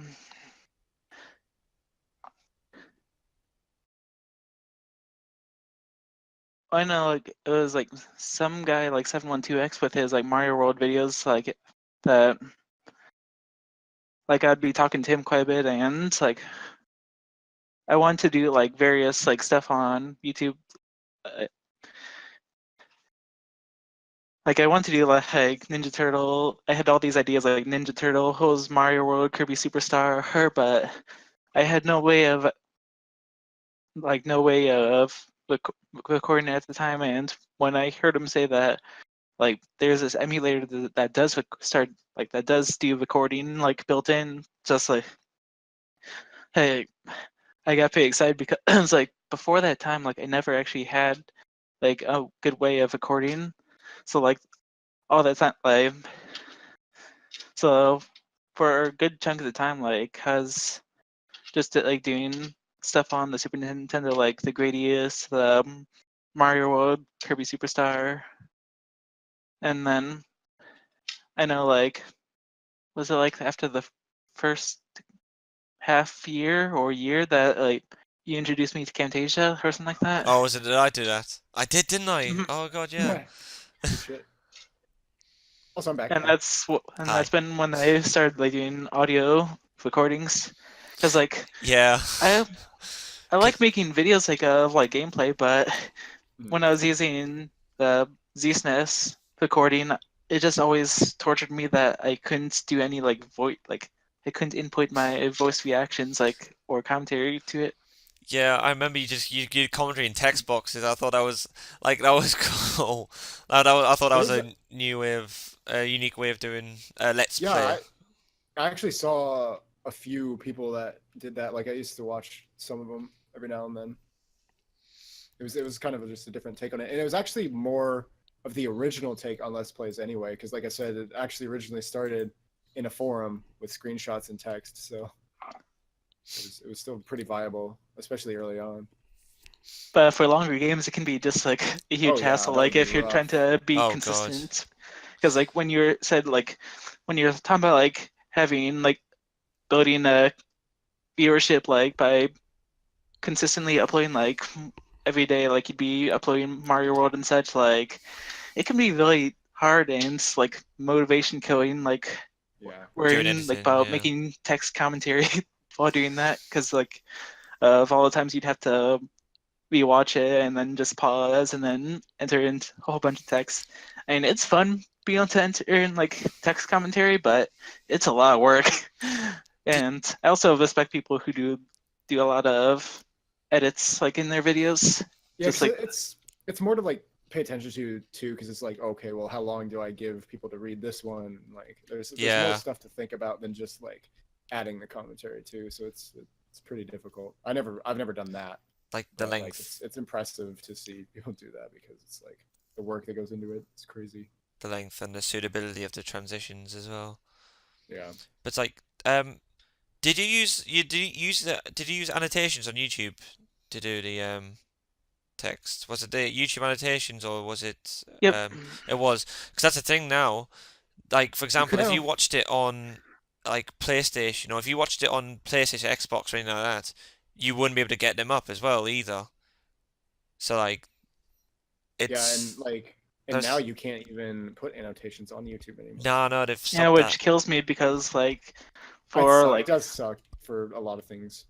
yeah, for like recent videos, like when we were all streaming like Yoshi's Island, like Part 11, like after like around when we were like when I was fighting Bowser, like I want to be able to add some edits just because like I want to Right. just add in some notes, but I can't even do that now because like the annotations are gone. It's so Yeah, stupid. now I just do it in, Camtasia, Yeah, yeah, the call outs.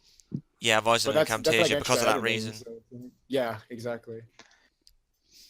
But one thing actually, another area I want to talk about is actually something that you've mentioned, Sapphire, and like it kind of coincides with what you were discussing when you talk about how you said you got into it because you were like bullied and depression and all that. And I mean, I don't really, it's kind of alludes to that, but I'm not going to go into that because it's.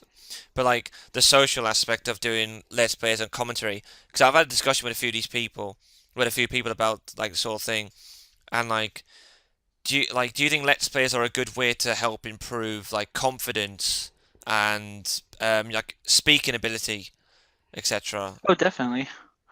Because I don't know if like I would have been able to be as confident with my speaking as I have been like if let's see how do I want to say this, but yeah, if I There's an try. irony if we stutter trying to explain this. Dude, I yeah, I was agree. never really It good helped at me a it. lot too. It's just with me being autistic, like never really know like the best way of explaining things. Like there's just so many different Me thoughts that go into too. my mind, and Me too. it just I have a lot of embarrassing stories regarding that with that, like mixing up my senses, and it's just awkward. But yeah, anyways, like I know like over the years, like I have definitely gotten a lot better with talking, like because before I would hardly be able to talk at all, like just depression and hatred I had like towards like a lot of people in my past, like just isolated myself from pretty much everyone, like my family, like everyone I knew, like I didn't want to have to deal with anyone, like give or say, like unless I had to do, unless I was required to be around people, then sure, but I didn't want to have to do with anything. Like anytime I had school, like I would just go to class, do my work, go lunch, wouldn't sit by anyone, just. But after like doing various like commentary on YouTube, and I think that's like also another part of how I got started. Like I wanted like a way to express my voice. Like after that, just because I just wanted a way to break outside my shell. Like after just having all my like all the stress I had built inside, all the anger, all the sadness, like I just want a way to get break past that.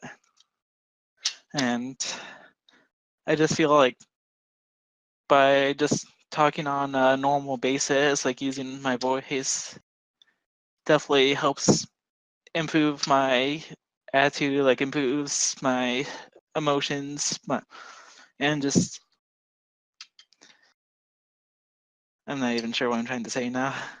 No, I No, I think I totally get get it. it. Yeah, Like I get it's it. yeah, definitely, because it helped me a lot too. Because even in real life, like even still, like I'm an introvert at heart. Like I'm always introverted at the core, and I can't change that. Yeah, same for me as well. Like you'd see like even like me like when in calls like you'd just see me just Mhm. being quiet, but it's just kind of naturally how I am. I'm just like kind of Same. peaceful. That Yeah. doesn't mean I'm like there's anything wrong with me, but Yeah, or we're all introverts. I know that, and that's the thing because some people wouldn't necessarily tag that to Josh and I with like some of those times where we commentate, but in general we both. I know you are, Josh. I know Sapphire is, but like for example, I know like people would might not necessarily think that about us too. Like whenever we commentate, we go, "Ah, fuck," and all that. But it's like in general, Yeah. Josh and I are generally both introverts. Yeah, it's so weird too because it's so different when I'm like streaming or doing videos and stuff. But it's like really I'm just in a room by myself talking Yeah. like in real life. So like that's why it's different. When I'm face to face with other people, I freeze up more and then I say the wrong things more Yep. and it just and I just beat myself up over stupid things and I'm just like, Yep. oh my god, man, I cannot deal with this. Actually, not in my head This as we sucks. speak. Okay. Yeah, yeah. That's that. I did. Uh, That's because I totally get that as well. Like I hate doing that because like I talk, I'll say something, and I'm like, well, I shouldn't have said that, and then you're thinking, why the fuck did I say that? God damn it! And then like I'm one of those. yeah. I dwell on things as well. Like if I feel like I've done something wrong or said and if something you guys want an that. interesting story about how that like back when like when my family was overheard kind of recently, like they had told me like how there was a time like when I was really young, like and I was visiting like when we were visiting my aunt's house, like I wasn't feeling too good and I just kind of wanted to lie down or something, and my aunt asked me like if I want to be like covered up with blanket tucked in into a hutch, and my reaction was literally hate that. It's like, why the heck did I say that? I've What was God, I thinking? that is just so like God, I relate to that so hard. Like you have no idea, dude. Like how much I relate to that. I'm like, why the fuck? I said the weirdest thing I could have possibly said in that situation. Like that happens to me all the fucking time because my brain just like crosses wires sometimes, and it just is weird. And I don't. It's like totally unintentional. It just happens. and sort like things like that how, that we think are bad doesn't necessarily mean like they're always bad. I Oh mean, no. case in point, like my family to this day like uses that like ever since that point, like even like in their like personal discussions, like they would end up saying that like my father would say the head just for the heck of it, and it Yeah, just at least they were lighthearted about it. That's always yeah, much better. and it's kind of hilarious that it all started with me like just with my like 8-year-old self or like 5-year-old self just being dupe. Yeah. Really. There I go again with my autism. I was about to say, hey, stupid and dumb, and suddenly get stupid. Stupid. Yeah, I know I combine words like that all the time when I say it. They just like both come out at the same time. It's like my brain couldn't decide which one. I think that's also part of me like being a chess player. Like I always have to go about thinking about things in so many different ways. Uh, the conversation is pretty much like the same thing. I always have to, because I'm always afraid of like upsetting anyone. So I always want to think about things like want to think about how I say things like in the best possible way, Yeah, I'm the same. so I don't upset anyone. I And hate like feeling as though I'm gonna there's say so something that could be many misinterpreted. there's so many YouTube videos and stuff and in general, just anything that I've recorded that I've deleted or scrapped or changed because I didn't want something to be misconstrued. I'm like, why did I say that? I didn't mean to say it like that. People are going to take it the wrong way. And I got so obsessive with that kind of stuff, which is why it was hard for me to make YouTube videos for a while. Like even now, I still struggle with that sometimes. I'm like, I'm just going to scrap it because like I just obsess over the tiniest things that no one even really cares about in reality. But to me, it's like someone's going to think this and that. It's like, I hate that my mind has to go there Yeah, as an immediate response. Just like, it's like Yeah, like I think that's pretty I've much me on a daily basis. Cause like anywhere I go same. somewhere, like even if I'm driving, like my mind just immediately thinks of the worst situation, like Same, yeah. truck is gonna van me over or something and like steal all my wallet containments and just run off, or tornado's gonna run by and just completely wipe us all out, or something like that. Just my mind just always goes to bad situations, and I don't know why, and it bugs me because I don't want to think like that.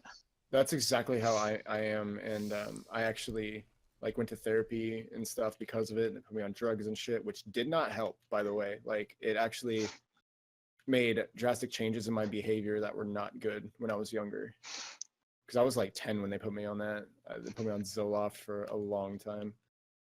Because my OCD was just so bad, and it still gets to that point sometimes every now and then, but I've learned ways to handle it more. And as you get older, you like just understand how absurd it is, and you stop yourself from doing it. But it's still like has an impact on my life very drastically all the time, and it sucks. I hate OCD so much. And like I can say that because I was actually like diagnosed with OCD, and like it's actually a disorder I have. Because I hate people that are like, oh, my OCD is acting. It's like, you don't want it. If you can joke about it like that, like, you obviously don't have it, because it's one of the worst things in the world. I wish, if I had one wish, it would be to get rid of my OCD, because it causes me so much anxiety from day-to-day basis, and makes me do stupid ritualistic shit just so something bad doesn't happen, which you can't even fucking control what life's going to throw at you. But your mind is like, this terrible thing is going to happen if you don't do this. It's like, why? It's so fucking absurd. Yeah. It sucks. But yeah, I know. But like I was saying to someone a while back, they were talking about they were asking about doing or I was mentioning let's plays, and I said, oh, I do let's plays, and they was just saying that they weren't confident in their speaking ability in the slightest, and like they were just really shy. And I was saying, I think let's plays are actually not too bad of a way to help improve that. Because first of all, Yeah. like it's like you think about two ways. You're essentially talking to yourself, because like all you're doing is you're playing a game and you're commentating over the game, and it could be about anything, about the gameplay, or it could be about life, anything like that. And then also, if you look at the second way, you're indirectly speaking to an audience, because people will watch this video. You don't know the numbers, but people will watch this video, so you are indirectly talking to them. Therefore, you are starting a conversation of some sort, or you're saying something that people will have feedback or can have feedback on. So, Right. it's a good way to improve that, like your speaking ability, your confidence, and your way with words. And there's also ways to try and help change that as well. Like how I started, like you could do like text commentary, like just to Yeah, kind of indirectly Just to start it, yeah. like yeah, talk to your audience and kind of get to know them, and then you could start like actually using your voice and talk with them. Sorry, that play was just fucking crazy. or you could shit in their windscreen. Again, the appropriate reaction. That's how you communicate with people. How long has this one been going? I'm just curious. We're an hour and a half now. Oh wow, it feels like longer actually. Yeah, we won't go on for too long. I literally wrote a few Yeah. things down, and that's literally the rest I want to talk about. Because I want to finish talking about how we met on YouTube, because we've sidetracked from we talked about that, and then sidetracked, and talked about it, sidetracked. And that again, and that's why we said, because every time we do a podcast, we said, and essentially whenever we have Discord calls, we do that anyway. We'll talk about stuff, and we'll go over a tangent about things, and that's the beauty of just talking to friends. Yeah. Yeah. And I was just thinking about that actually lately too. Like if you want to hear about it, What? like how like the story of like how like we started like how, or should I say like Dan and I started talking. Yeah, I was gonna touch upon that in a bit, because like I was, so I He's went segueing into that. pardon? I said you're basically segueing into that like right now. Yeah, because like I remember, so we were talking about like how the people I spoke to, and like you were taking how you spoke to like Garlock, Fubo, Nick, Bina, all those, and like for me, when it came to that group of people, I believe the first person I spoke to, I would say was Blue, was Danny King Dan. Hmm. I think I think because I think after he did a I think it was Mario World with you. I think he did Mario World with you, and I went on his channel, and I commented a few of his things, and then I added him on Skype. Oh, hang on a sec. Sorry, just my voice thing on Discord went red. I added him on Skype, Danny King Dan, Blue Mario, and then started speaking to him from there, and then he added me to a call with Garlock, so I started talking to or Fubo. I started talking to those, and then I started talking to Bina properly from a stream he did. Like he did like this random stream. Oh yeah. He did. I remember you mentioned that. He did a random stream. I've still got a clip of it on YouTube. It was the one where he was randomly singing to everything. Oh my god, I do remember that. And like that's how I started talking to Bina, and that's when I started talking properly to Garlock as well, because I know I gotta do a call with Garlock, but like we talked fleetingly, and then I started talking to him properly in that chat, because he recognised me, and obviously I knew Garlock, anyway, Mm. and I started talking properly, to all that lot. I started talking to Bina, I added him on Skype, etc., and then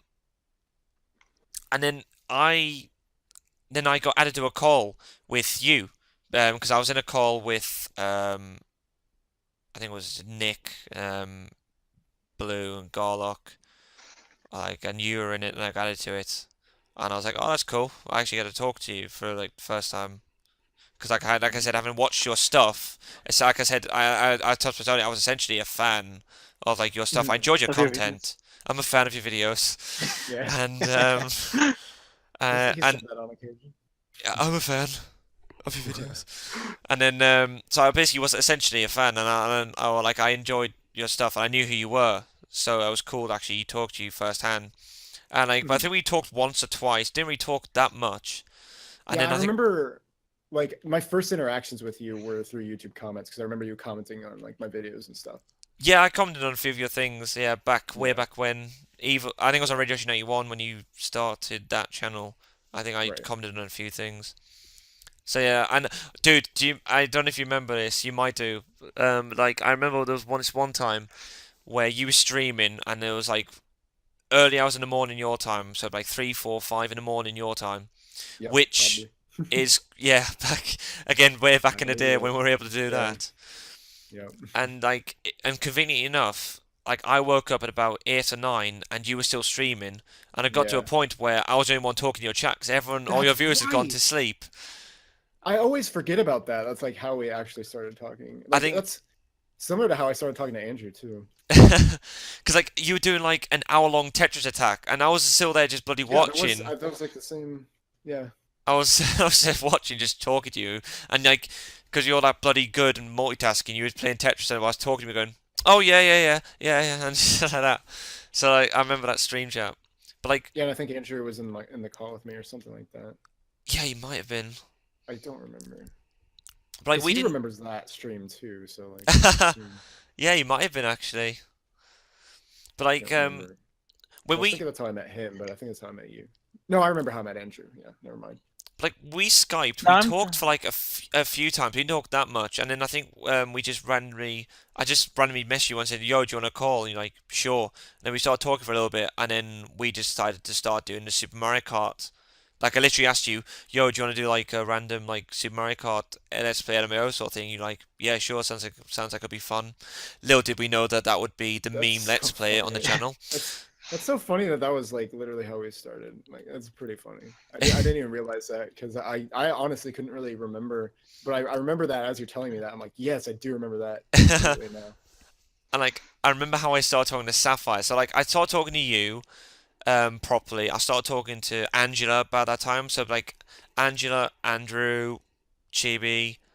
Um, Yeah, because Angela and Andrew, I kind of came across like talking to like at similar times. Like What I'm just I kind met them of through curious. What I'm similar. just kind of curious about is like I just wonder like how I kind of started talking or like watching Josh because like I remember like I started like watching Dan's like Super Mario Kart because like Josh like made a post like saying like uh or he's probably like mirroring like the videos like of the his Mhm. project, and I decided to like go on to Dan's channel and check it out, just like watch it. But and I remember on like I'd comment on him quite a bit, and like quite a bit later like I would go to Chibi's stream and yes. like Mario Sunshine's stream, and it's like, oh hey Dan Meister, I remember you. And then I just started private messaging him quite a bit, and suddenly like he was wondering if I had Skype, and we just started talking quite a bit since then. That is actually how we met, and yeah, that's spot on. Wow. Because I was in a call with you, Josh. We were watching Yeah. Sunshine. Because do you know why I remember this? Because Chibi, Huh. and he's the type of guy to do this as well. Like this is has Chibi written all over it. Like he was streaming Sunshine. Oh, You I came think I in. remember. You in the chat, and we were in a call watching it, and he went, "Oh hey Josh, how are you?" And he asked if you could put a video up advertising the stream. I Oh my remember he God, asked that me the was same that thing. one? Yeah, it was that Oh one. my God, I remember that. I've And completely He by the asked forgot me. way, about that until like I, just now. I doubt he'll He asked watch me to do this. the same thing too. I doubt he'll watch this, but I don't mean as an insult in any way. That's just Oh no no that no is no so no yeah totally chibi. That is yeah because like yeah that's the type of guy he was. He would just flat out ask, and you're like, yeah, sure. yeah. Like so, like we were in the call, and then I saw Sapphire started talking to me in Chibi's stream, and that's how I started talking. Yeah, that is literally it, and we were just there Wow, I did talking back not and know that's how forth. you guys met. That's pretty funny. Yeah, Yeah, and like just like recently, like maybe a few weeks ago, like I started watching Chibi streams again, and like it just felt so nostalgic, like because like I actually brought that up, like as it's a thing. I was saying because like one of my friends, like is Shy Guy, like 0404 is yeah, an yeah. Undertale speedrunner, and like he'd often like post like emotes of chibis, and then it's like, oh yeah, I remember or, like being in Remember. quite your streams long time ago. And, yeah, I Hmm. remember, but you were quite you meant quite a big deal to me because like not only like was like one of my very first like speedrun races like with you like what during like the Kirby and Amazing Mirror and such like that, but it was also like because of him that you and I started talking, Dan, and Yeah. like that just made such a big difference in my life. It just Yeah, felt so nostalgic. his name, his name's Aquana now, isn't it, on Twitch? Like Aquana, Yep, yeah, Aqua, and then Aquina. Oh right yeah Aquana, yeah. I know he's changed it completely, yeah. but yeah, I totally remember that. And then like we started talking to Nate through Josh. No, I started talking to Nate because I went on his channel, but like, and then because of that, I added him on Skype. Then I started talking to Kyle after that as well, and it was I literally met around that Nate. time, that Christmas 2011. And then I Nate met Nate farted. through. I know. I met Nate through YouTube comments because he was the Super Yoshi, and he left so many comments on like all my He videos, did, and yeah. like I like felt like I knew him because of that. So like when we actually got to talking, like it wasn't like it didn't feel any different because we were just like, yeah, we know each other pretty much. Yeah, and that's what I I was almost touching wonder upon. like I almost wonder like if like the like I started like meeting Josh like in the first like or at least watching Josh in the first place was because of like NCS, because I might have like Mhm. started watching like the Runaway Guys projects and like or even just like each of the individual members projects, and just him mentioning you in one of his videos, and they just decided to give your channel a look and just kind of see what stuff you did, and just started watching from there. I So, almost wonder if that's like how I started like watching you. Yeah, I wouldn't know because I don't actually remember the first time we actually like started talking again. But I think it was just again like just the call rotations kind of thing Yeah, I going feel on and like like people adding people and stuff. Like yeah. yeah, but like yeah, I think that's probably what it would have been because like I Mhm. remember the funniest thing is I remember like to a few people I think like I was in a call I was like oh do you want to join my call and I'm like who is it it's like oh me and oh you know Radio 91 I'm like oh my god how are you in a call with him I think I've got the odd one or Yeah. two that have actually said that because Wow. like they didn't realize I knew you but they'd heard of your channel and all that so That's so like cool to hear for me. Like it's just like I had no idea that like so many people did actually like know me and like I was recognizable to an extent. It's just like I can't explain that feeling. It's so weird because I just feel like a dude that nobody knows, you know. Yeah, so me even more so. And one thing I wanted to ask, or like I wanted to, which I think like something would be interesting for people to talk about, because we touched on it briefly earlier, would be NCS and how you got to know NCS and Ooh, how that that's a good all that story. That's a happened. great story. Yeah, I Okay, Yeah, know. I'm like actually curious about I'm that g- myself because I I actually know. wondered about that for the longest time. I think oh I'm a man, great host of this podcast. yeah, you definitely are because I wouldn't have touched on that unless you mentioned it, and that's a good point. But yeah, I literally, bring the jedge. I bring the nakedness, and I bring the so shitting on what windscreens. what people may or may not know, NCS before he had the channel NCS, which there was a time, Yep, um, he was Jealous Guy, and he was like a vlog channel basically, and he would just do random stuff. which is a great The channel. first the reason I came across his Jealous Guy channel is because he did the Spiky Tiger Secret of Mana video at level 92.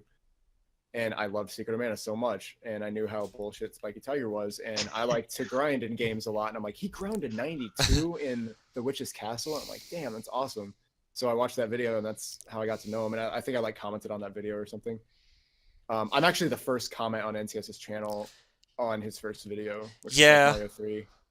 yeah, I've seen Like I'm not that. trying to brag or anything. It's just like I actually had people come up to me and say, "You're the first NCS comment. How do you feel?" Like people have actually told me that. I'm like, I don't know. I knew him before that. Like, but yeah, I just watched him on Jealous Guy, and then we just got to talking because like I would just comment on his stuff, and he had like under 1,000 subscribers. I'm pretty sure when I came across him, and then he started NCS like a little while after that, and we were already like basically talking and stuff, and he would watch my videos and I would watch his, and we eventually just started, talking on Skype and playing games together. So, You did and then a his channel grew. yeah. So how many cops did you do with him? Because I know you did DKC. I did DKC 2. Well, there was one night where I literally stayed up all night playing games with him um, for like a long time. We played so many different games. We didn't record any of it, but Yeah, I like was gonna say, I kind of we wish played. like the We playlist played. of you and him doing DKC was like actually up. I Would have been know. I fun to watch fucking. I that. hate. I hate that I fucking deleted that. Like I'm so mad about that. Like I said again on the tangent earlier. So dumb. Like, so what? I had a crush on a fucking cartoon character. Who fucking cares? Why? It's not a reason to delete your whole fucking channel, dude. But anyway, um, seriously though. But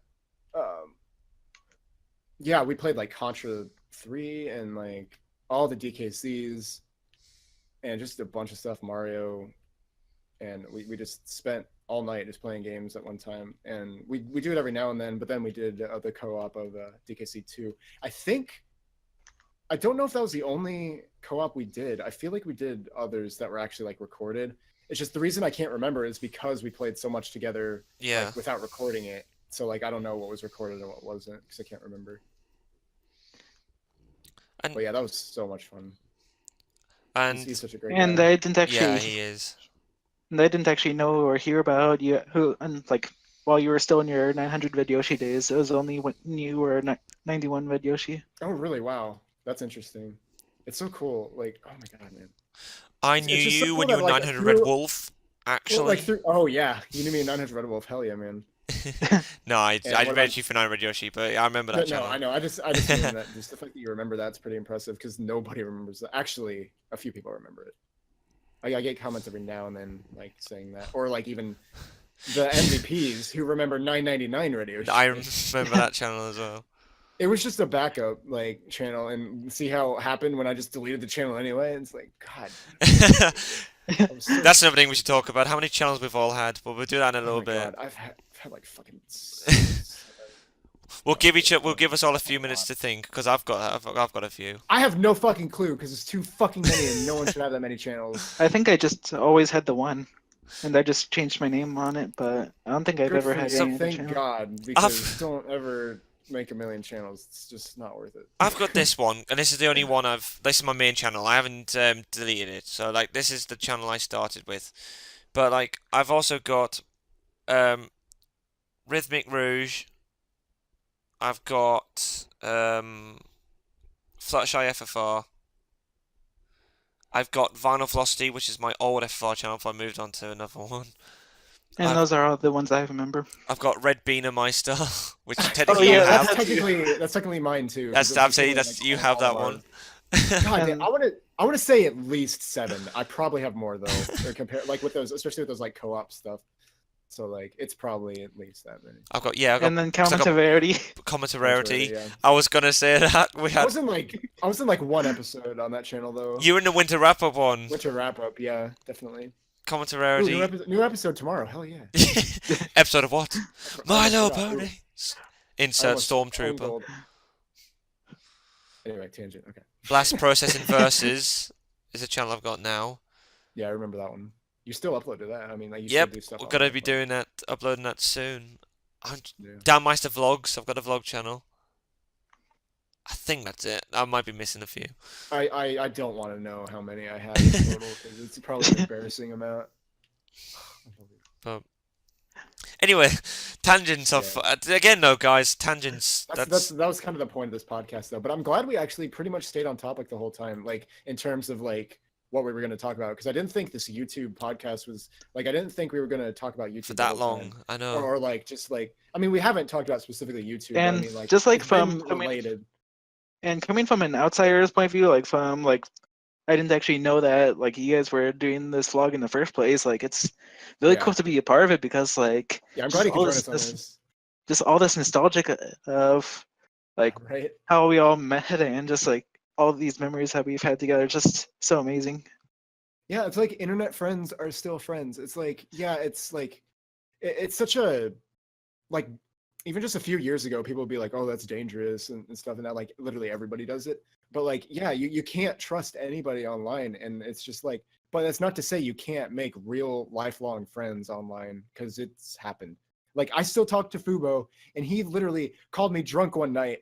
And he was like, dude, I fucking love you. Like, I know he was drunk, but like he meant that, because like alcohol is truth serum. It really is. It really shows who you really are at times, but other times, like if you get really hammered, it's like different. Almost makes me wonder what I'd be like when I was drunk, if I were drunk. It kind of depends on what kind of drunk you are, but he's kind of that kind of drunk. So like, I could so imagine that.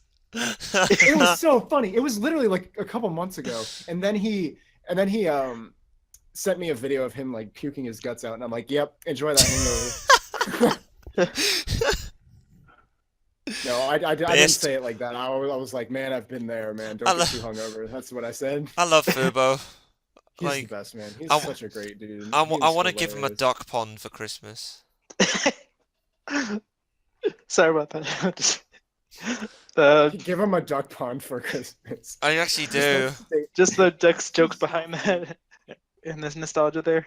Yeah, man, FFR, man, sucks. That's our next podcast. It's on FFR. Yeah, we should do a rhythm gaming. Because to be fair, we could talk about that as well. Yeah. And all the personas Josh and Dan have there too. Oh god. Yeah. I almost feel like we should wrap this podcast up, but I mean, like, I don't care. It's whatever you want to do. Yeah, well, like it's kind of at this point. We'll finish. It's pretty much just been like a normal call for us, anyways. Well, yeah, I mean that was the point. That's kind of the point of this. Like, we had a couple topics in the first one, like actual stuff to do in the podcast, but like I think this has been my favorite one so far. So like I think I had 3 other topics, and I know actually be quite relatively quick fire, so we'll go one at a time.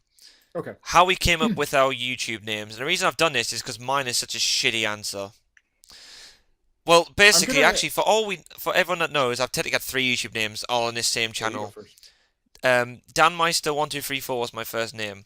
Now, because I made a channel again similar to Sapphire was saying, like, I watched some stuff and I was like, oh, you make a YouTube account? Well, I'm going to do that. So Dan Meister was like a name which I kind of, I said for banter down then, oh yeah, here's the Dan Meister, blah blah. The Dan Meister. It was, yeah, I know. Again, there's such a teenage like bullshit name. I know, And right? of course, 1, 2, 3, 4. Well, how creative can you get with numbers? Am I right? And then Fluttershy 94 came about because of MLP, and then Downmeister 94 just because I went back to Downmeister because I haven't really been as involved at MLP lately. Yeah. There, that's how I got my names. My answer for mine, I'm gonna do for 900 Yoshi because that one was actually a cool story, a unique story. I felt original for the first time in my fucking life. I mean, it's pretty unoriginal. High but I mean, five! like, I got just my channels thereafter were so less creative in a way. Like I'll explain in a second, but like, so for 900 Red Yoshi, like, people would always have their screen names and then like, oh, it's taken, so like I'm gonna put a number at the end of it. But I put it at the beginning instead because I didn't see a lot of people doing that. And 900 was just the number I came up with. 900 didn't have any significance whatsoever. It meant nothing. It was just a number I came up with, and I liked how it looked, like 900. As well as the way like, it next to sounds each as other. well. That's Yeah, you. 900 Red Yoshi was kind of funny because it kind of played on words afterward. That was unintentional because like 900 Yoshi, like. Oh yeah. I didn't even think about that. I didn't think about that Yeah, either. I wasn't intentional. That was not. But people have pointed that out too. See, that's you thinking outside the chimney. Yeah, but I mean, again, Yoshi, my favorite video game character, and Red my favorite favorite color. color. So 900 Red Yoshi, and that's how it came about. Red Yoshi 91 was less original. You know what? I had to come up with another one because I'm like, oh, new channel. Well, all right, the year I was born, 91. Yeah. And then Same for 94 for me. yeah, and then for I'm not going to go into the other ones because they were off and not like important. Then Rainbow Yoshi 21. Rainbow, I wanted something to do with Rainbow Dash because she was my favorite at the time because yeah. MLP. And Yoshi, so I just combined Rainbow Dash and Yoshi somehow. And not a whole lot of thought went into this one, but then 21 was my age at the time. Yeah, I was 21 years old. I was in a call with you, I think, when you were like deciding that, because I think Yeah. you were saying that you had to make a new channel because of the copyright strikes, or you were going to do that. Because I know you Yeah. you put a video up a few times for Radio 91, like you put it up and he took it down, took it down, saying like, oh, I've moved channels, and yeah, I think I remember that. I think I was about that time when you made that channel, yeah.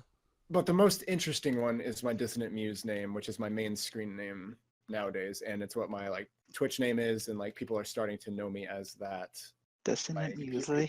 People are coming along with that, and that one definitely actually has a meaning behind it and means a lot to me too, because like being an artist and a creative person, I wanted something like along those lines. But I also don't like follow the crowd. I always try to be unique and be myself and stuff. So that's where the dissonant part came in. And I actually was like just throwing around like words and stuff. And Artie, actually, the artist Frozen, also known as Tachrome Kiwi on DeviantArt, she helped me kind of come up with a name because she was like throwing out names and too, just like getting the wheels turning and everything. And Muse is like an inspiration. A muse, like, and it's also a Greek goddess. The Greek goddesses, like the muses or whatever. Is it Greek or is it Roman? Right. Okay. So and like, but muse in itself, it's like it's to be inspired. It's like this is my muse. This is my inspiration. So basically, dissonant muse is like finding inspiration in an unlikely place. Is basically what it means. That's really cool. So like it's like a dissonant muse, it's like it's not like the norm. It's like I find inspiration in places that other people don't, and it's like that name really stuck. And I was like, what, that's cool. And like I even look it up on Google every now and then, and like nothing else comes up except for one like art blog page, and that's like it. No one else has ever like taken that name. So I really like that one. That's definitely my favorite screen name that I've come up with. and that's why I use it for like my artwork and stuff. That's why I started signing some of my artwork with that. But I mean, I have a real life branding to like sell myself in the corporate world, so it's more corporate than that one. Yeah, Joshua Buttcheeks. That's your real name. It is, yeah. See, I know things, guys. That's very true. See, when you get to know Josh personally. Maybe that's why no one's giving me any job offers, because the butt cheeks thing. Just like. His name is Butt Cheeks, though. I don't think I want to hire this guy. Even though he's currently working. Just I'm sorry I kind of hogged that question with all my goddamn screen. I love that. This works amazing. Who's the artist? Who created this masterpiece? It's I, Joshua Buttcheeks. From Farmland. All right. That's my story. I'm actually You had to derail it at the last minute. You just had to. God. Just do your answer, Sapphire. God damn it. Just answer the damn question and get this over with. I gotta go rub my butt cheeks. We all love the answer of Joshua butt cheeks. Josh, where the fuck did that even come from? What's wrong with you, Dan? Jesus. I don't know. Oh my god, that caught me off guard so hard. Well, It didn't come to fruition until like just now. I'm like, holy shit, it's actually pretty funny. That caught you off guard. When don't I catch anyone off guard? That's pretty. I'm the most random person ever. Like I was talking. I'm gonna again tangent, but like we were talking in like I had this group chat earlier with other people I played football with, and oh my god, like we were just seeing the most random shit, and he was like it's like we're just talking, and like I'm not that person where if someone says something, like I will literally just reply randomly, and like if someone mugs me off or if someone tries to insult me, I'll just go along with it. So someone was like, oh god, I'm trying to find the chat because I want to get this like spot on. It was like, oh, I don't want to like hold up the time. It's all good, man. Shit, let me find it. God damn it. Stupid. While you find that, I'll probably go on with my answer. Yeah. But anyways, like while you're talking about like how you're talking about like the music and like you're wondering if it's like a Greek origin, like that kind of made me like kind of remember about like my past, like I think it might have been like during like grade school, like while doing some like readings, or maybe early high school, but I just always had a fascination for her Greek, like the Greek gods, like and as well as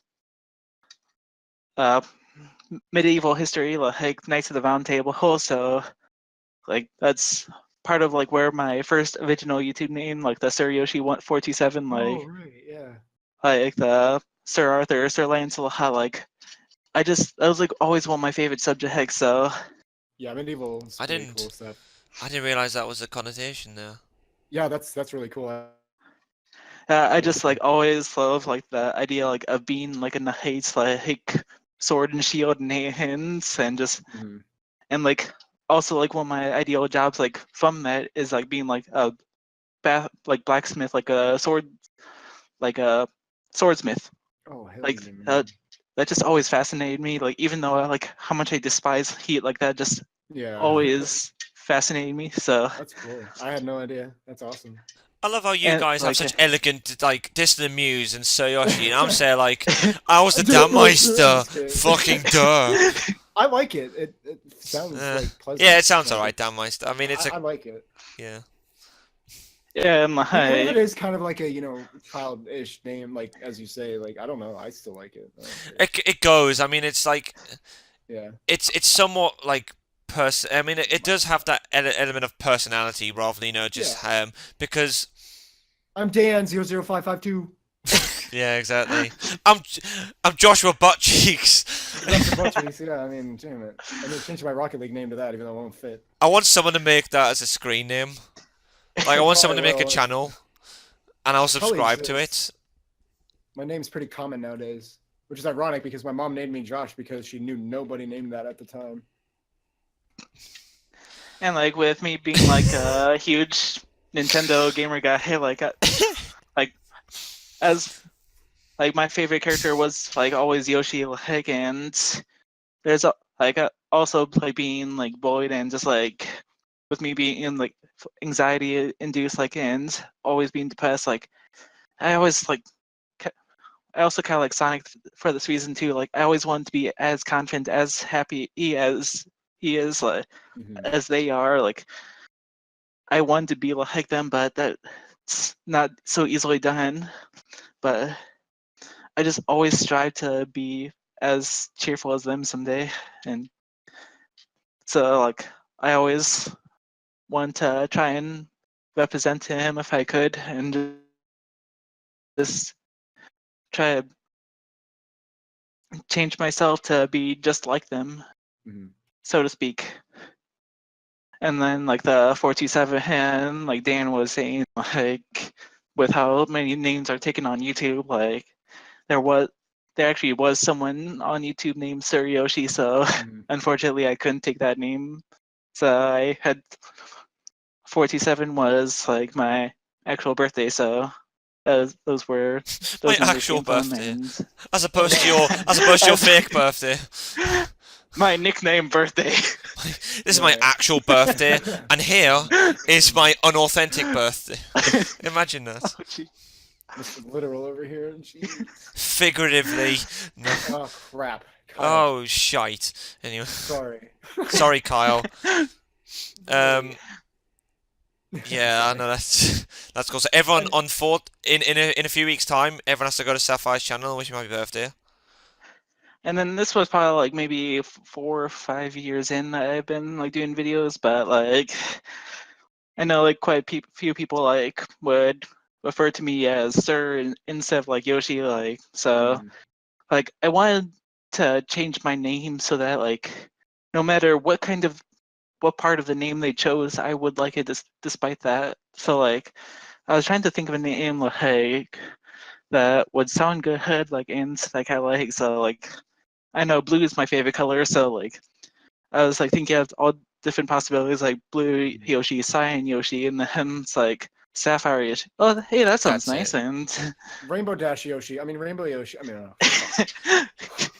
I actually like Sapphire. I think it I do too. That's really great, fits. Like, yeah, I like that much better than like any other version of the color. Like that's really nice. I would have called you Aquamarine Yoshi, but you know that's fine. A little long.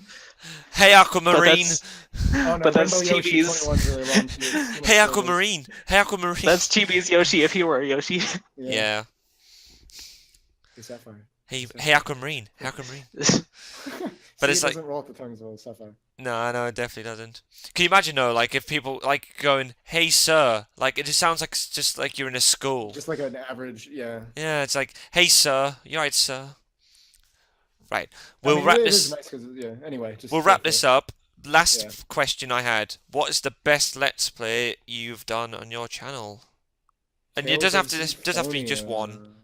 Well, it's not on my. That wasn't on my channel. For my channel, I'd say Kirby Air Ride at the end, but like Tales of Symphonia was actually on Play Tennis's channel, but that was probably my favorite one I ever did. Oh yeah, it could be other Let's Plays that you've done. Oh, like a Let's Play that you've done. Yeah, it's kind of both of those, and they're the most popular because we had such a good time doing it. Because they were top banter. Had a lot to do it. There's so much fun. Yeah. Sapphire. Skip me and go to yourself for now. Like, give me some time to think about it. Because like I have like a couple that I like, but I just want to choose like one that sums up like my feelings the best. Right. It's really like I've always said. I think my favorite Let's Play I've ever done was the Mario 3 we did, and that was because like, and I think there's a bunch of circumstances around that. It was because I think that's probably one of the most fun sessions I had, similar to you and Ian. Probably the most fun I've had doing a recording because first of all, it's one of my favorite games I've played. The recordings themselves are absolute laughs.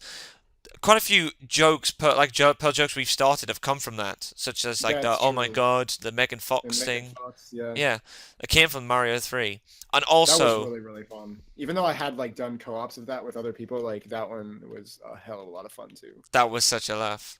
And also and again, this goes back to what we're saying about how Let's Plays had like a time, seemed to have like a time frame or whatever, like a Right. shelf life.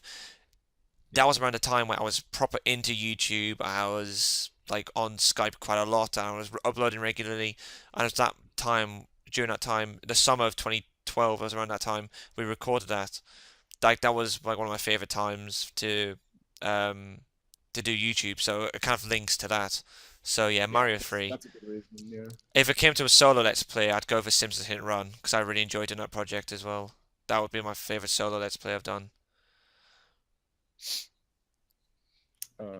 I also really enjoyed doing the Mario Bros. Battles with Blue Mario, the other Dan. God damn, that was I totally just died laughing while we were playing. That was definitely a time I remember very vividly. It That so was awesome.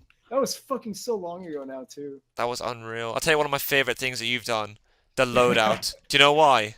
I Oh my watched god, I the wa Dancing Boogie Bros! I I forgot watched about it the that other shit. day.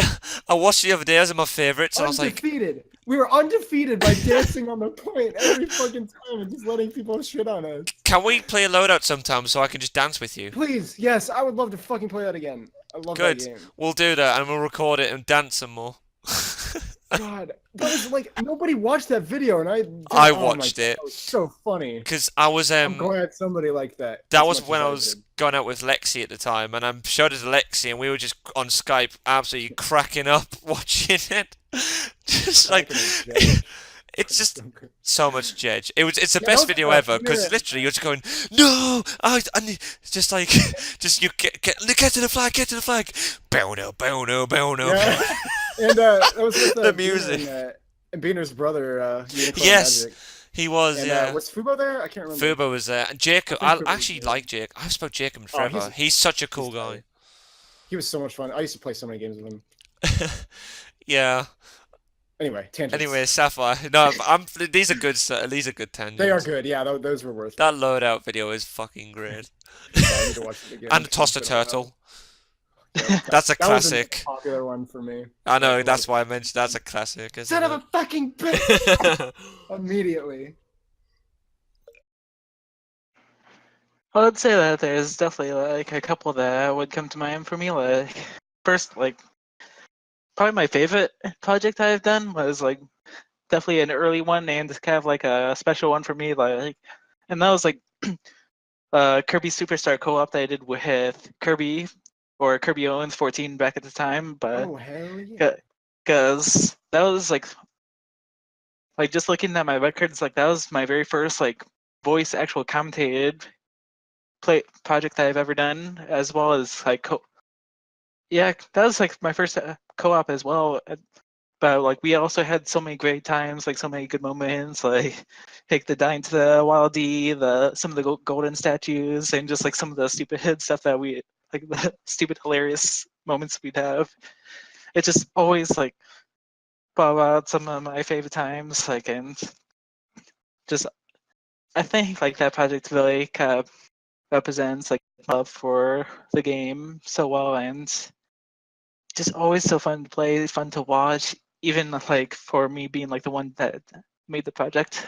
I know those are always the best when it's like you even enjoy watching it. It's not like a narcissistic thing. It's just like you genuinely enjoy it because you had fun during it, and like watching it, it's like it gives you that joy again. It's totally valid.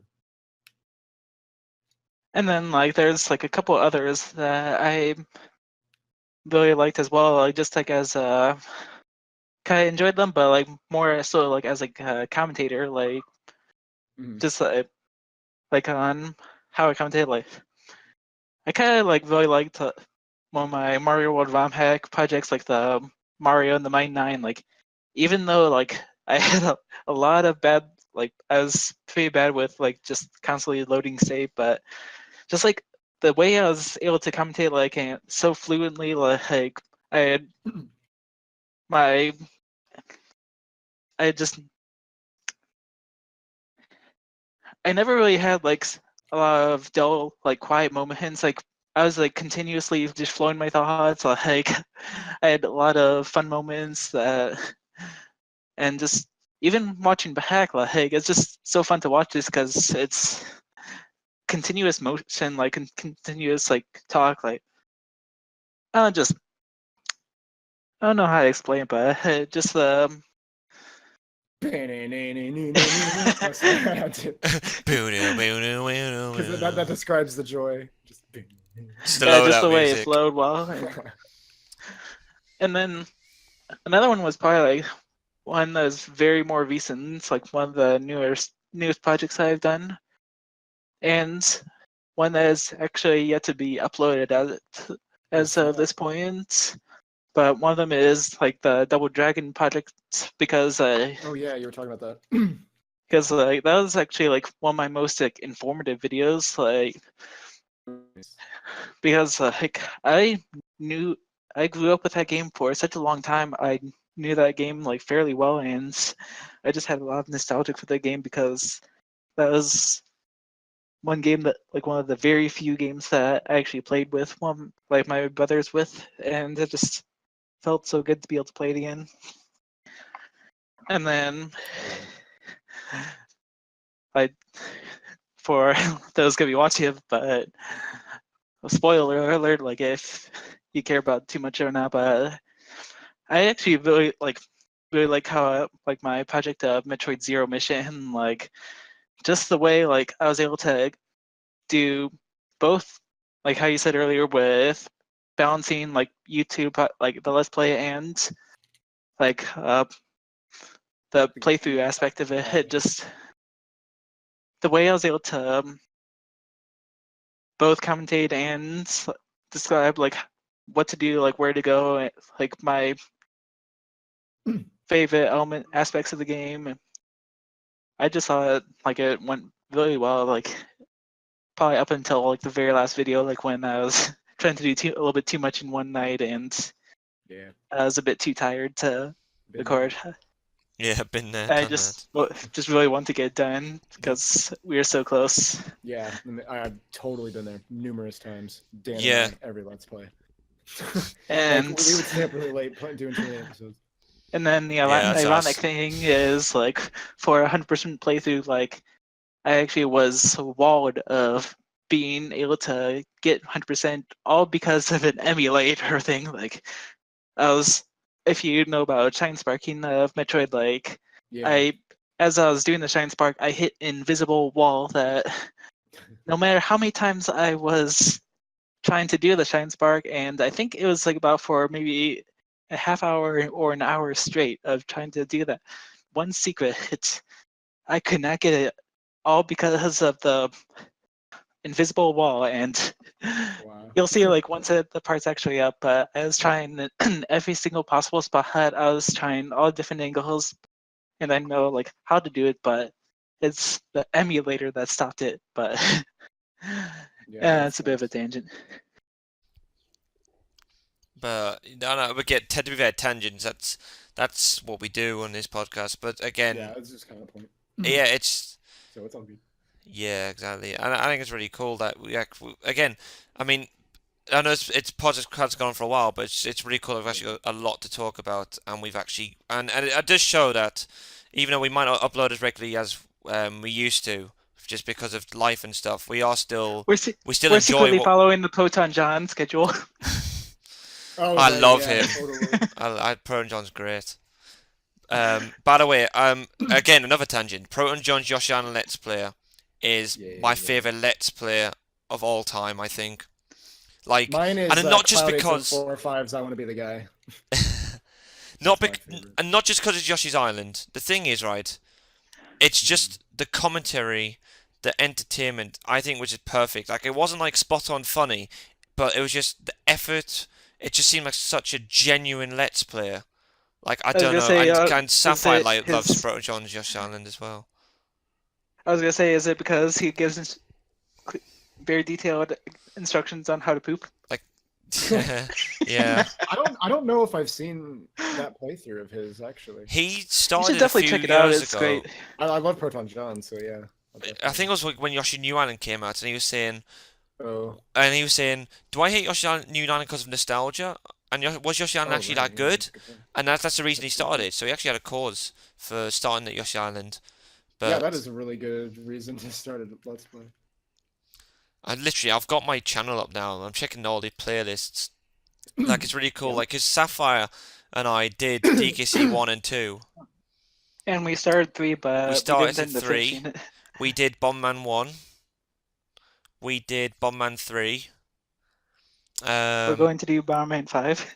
Shh. Dude, spoilers. Yeah, spoilers.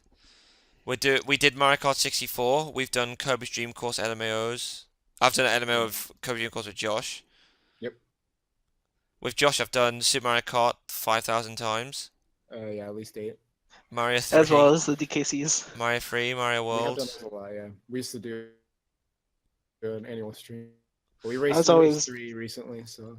You I was would- always jealous of the times like you'd be do co-ops of it just because DKCs, like especially DKC3 is probably my favorite game of the DKC series, and So good. Well, I would have loved the chance to play with you guys. Those DKC streams were great. I love the we can all 3 of us race it sometime. yeah, we totally should. Cause I like racing a lot. Like it's fun. And even though I got really salty. Those the last time. But with 3 of us, it might not be as stressful. when It was still a lot of fun, but when did he fall from a height? Ah, my sideburns. it's fucking sad. Anyway, I just want to say like thank you to anyone who's actually watched the whole podcast up till now. Yeah, it's been a Congratulations is in order. 'Cause that is fucking awesome. congratulations. You will receive a signed picture from Joshua Buttcheeks himself. Yep, and I'll do a custom logo of your choice. Oh god. Anyway, yeah, we do hope you've enjoyed this podcast. It has been great. Thank you very much to it's been fun. Sapphire, who we didn't plan to have him join, but like I'm really pleased he has joined. Yeah, that was great. And thanks for hearing all of our heartfelt thoughts and Yeah, just we got all of real our today. nostalgia. I feel like a weight is lifted for me actually being brutally honest today too. That really helped me as a person as well. Yeah, I'm really happy with like just how this podcast has gone and like what we've talked about and how honest we've all been and everything. Yeah, And that's always the best. And I think I'll leave this on a closing message, is the fact that obviously we do this for everyone that's watching, all subscribers and viewers, and like I was actually talking about this in my Yoshi story part. I don't know when it'll be uploaded. It'll either be before or after this podcast, but I remember talking about just saying like I genuinely appreciate every single one of my viewers and subscribers, and I'm sure I echo the thoughts of Josh and Sapphire. Absolutely, 100%. Especially people that have followed me this long. Yeah, exactly. Yeah, And especially in your case, the thank you people so that much. have followed you from from your old channels as well. Yeah, that's just so awesome to me. Like, thank you so much. But like, yeah, I appreciate, especially everyone who's also watched like this podcast all the way through. Definitely. And like, Props for that. but yeah, like even though we're not active on YouTube anymore, like I'll still keep chugging out the odd video now and then, and I'll still be streaming, as will Josh, as will Sapphire. And it's it's for ourselves, but it's also because of you guys, and it's because of you guys that we keep wanting to do more Yeah, content. So keep on being awesome. 100%. Because I thought I'd do that because it's relevant for the YouTube podcast that we thank the fans and subscribers. Yeah, because we wouldn't have had these experiences or even gotten this far without y'all. Yeah, because again, it Means links a back. lot. We were all it was because I watched Josh that I ended up chatting to him, and We became subsequently, really good friends. yep, Like, lifelong friends. Yeah, and it's all And because of YouTube that the 3 of us even met in the first place. yeah, exactly. Right. Subsequently, started talking to crazy. Sapphire afterwards. But anyway, I'll end this podcast here because it's got to end at some point. Yeah, we do have to end this. 'Cause It's been long enough. The thing is, we could Are you talk sure for we can't do a longer. 24-hour we're still podcast? going. Oh, stop! We need to end it today. It's a 24-hour podcast. Oh my Let's God. go. No, 24-hour podcast. Like, oh my god, I'd be shitting on so many windscreens. It's unreal. Also, like, if I can add one more note. Go on, go for it. No, go for it. It's So, fine. like, earlier on, Dan, you were asking like the question of like, does like YouTube, like I know it like goes off on a tangent a little bit, but like you're saying like, does YouTube like projects like help With like confidence. your social confidence and Right. social interactions? But like, I know like when I first was like getting into like YouTube or even just like calls with friends, like I was still just like a shell like of what it was like when I was like in like fourth grade or so, like before like all like the bullying and such. But like I wouldn't laugh much, smile my head, but like even like up until like maybe when I was like 21, 22, like all my laughs wouldn't be all like too like I'd enjoy like laughing, but like it didn't feel too genuine. Like it'd just like be a subtle laugh, but like you Yeah, can I know what tell you like mean. all laughs I've done in like even in this podcast, like or even like in real life, it just I've just been like a new experience for me. Like it's just feels so genuine. Like Dude, I that's feel like it's like so outburstingly. It just like it feels good to actually laugh genuinely, like laugh for real, like feel it, not just like right. just chuckle just for the heck of it. Or Dude, that is so fucking awesome. I just want to say, like, I'm so glad and I'm so happy for you because that's like I didn't realize how much of an impact like this was on your life, and that's just so awesome to hear about. And I'm glad I was able to help you on your journey. You know. and like I've said, like about any change, like even when it came to like talking to Dan or Josh about it, but like, change may not always come my way, but like even in case with me, like it took a very long time, but it does mean a whole lot, and it helps. It really Yeah, does. I'm so glad it helped you so much. Yeah, and I'll reiterate what That's I awesome. said in the like before. Like I, it's YouTube is a great community when you're actually when you speak with people you totally get on with, and as Yeah. I've said, you're like one of the people I totally get on with, and I said what I said on Facebook, and I actually put on Facebook as well to all my friends, so that's people I know in real life as well as the people I have added that I'm close to on YouTube and such, Hmm. and because I'm not ashamed to advertise that and go, even though I've never met this guy in real life, I know I haven't met any of you guys in real Yeah. life, that doesn't No, mean we a haven't. thing because No. I'm super close to you, and like I've said, one of the nicest guys I've actually met. Like I've had a pleasure to talk to, and I have no shame in actually put on Facebook and going, genuine bloke. I'm happy to have been this. Obviously, the thing is, I think it was like 5 years on Facebook because it's been longer than that with regards to Skype and YouTube. So, but honestly, dude, I'm happy that I've had an impact on your life, but you've also had that same impact on mine. So, Right. as is Josh, And as is this is Kyle, also as is something Nate, I've everyone like that. and this is also something that gonna be a little bit open, but I've never actually told this to either of you. But Dan, this applies to Dan a little bit more so. But like you've made such an impact on my life that like I've felt open enough to like I've told like my mom, my dad, like all sorts of good things about you, like and just I definitely would love to be able to spend time with both of you guys and just how much of an Absolutely. impact that you guys have made on my life. Yeah, we have to meet up at some point. One day, Just, man. we just have to. One Yeah, day. Like after this long, like, I mean, dang. One And day. Fubo, come on, And Fubo. Fubo, Like yeah. everybody, like, oh my god, like I just want, I don't know, maybe some con someday will like just end up meeting one of us, like meet up. I don't know. I I'll hope we all get to meet each other someday though, just yeah, definitely hang in out, life at do some some point. selfies, play some games. do the But I Mario just want to Party say, money match.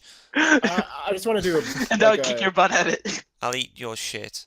I just want to announce something. Fucking Sapphire is like the nicest dude ever. Just saying, like this dude is so awesome, man. He's like the nicest guy I've ever met. Like no Yeah, joke.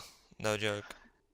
And the same goes to you as well, Josh, because I consider you like pretty much just a reflection of myself. Like there's so We're many pretty things similar, yeah. like there's so We many things that we have greatly in common. Like yeah. it's effectively we're the same person almost. I know, like I didn't realize how much we had in like that. I didn't until today. I didn't realize we had as much in common that we did, and I was like, wow, a lot of new things came to light today too. And I'm like, geez, we are like really similar. Yeah, I feel like there's been a lot of reflection in this chat, in this Yeah, podcast as this, well. yeah, I feel like definitely. it's quite cool that we've actually explored Almost kind that. of feels like we should do some more podcasts, the three of us. Definitely, I'm plan good on for it. that. Yeah, I want to try to make this Anyway, podcast let's somewhat end it on regular. that note, because Yeah, let's end it there. Friendship wins. Friendship is magic. Yeah, friendship is magic. There you go. Perfect. There we go.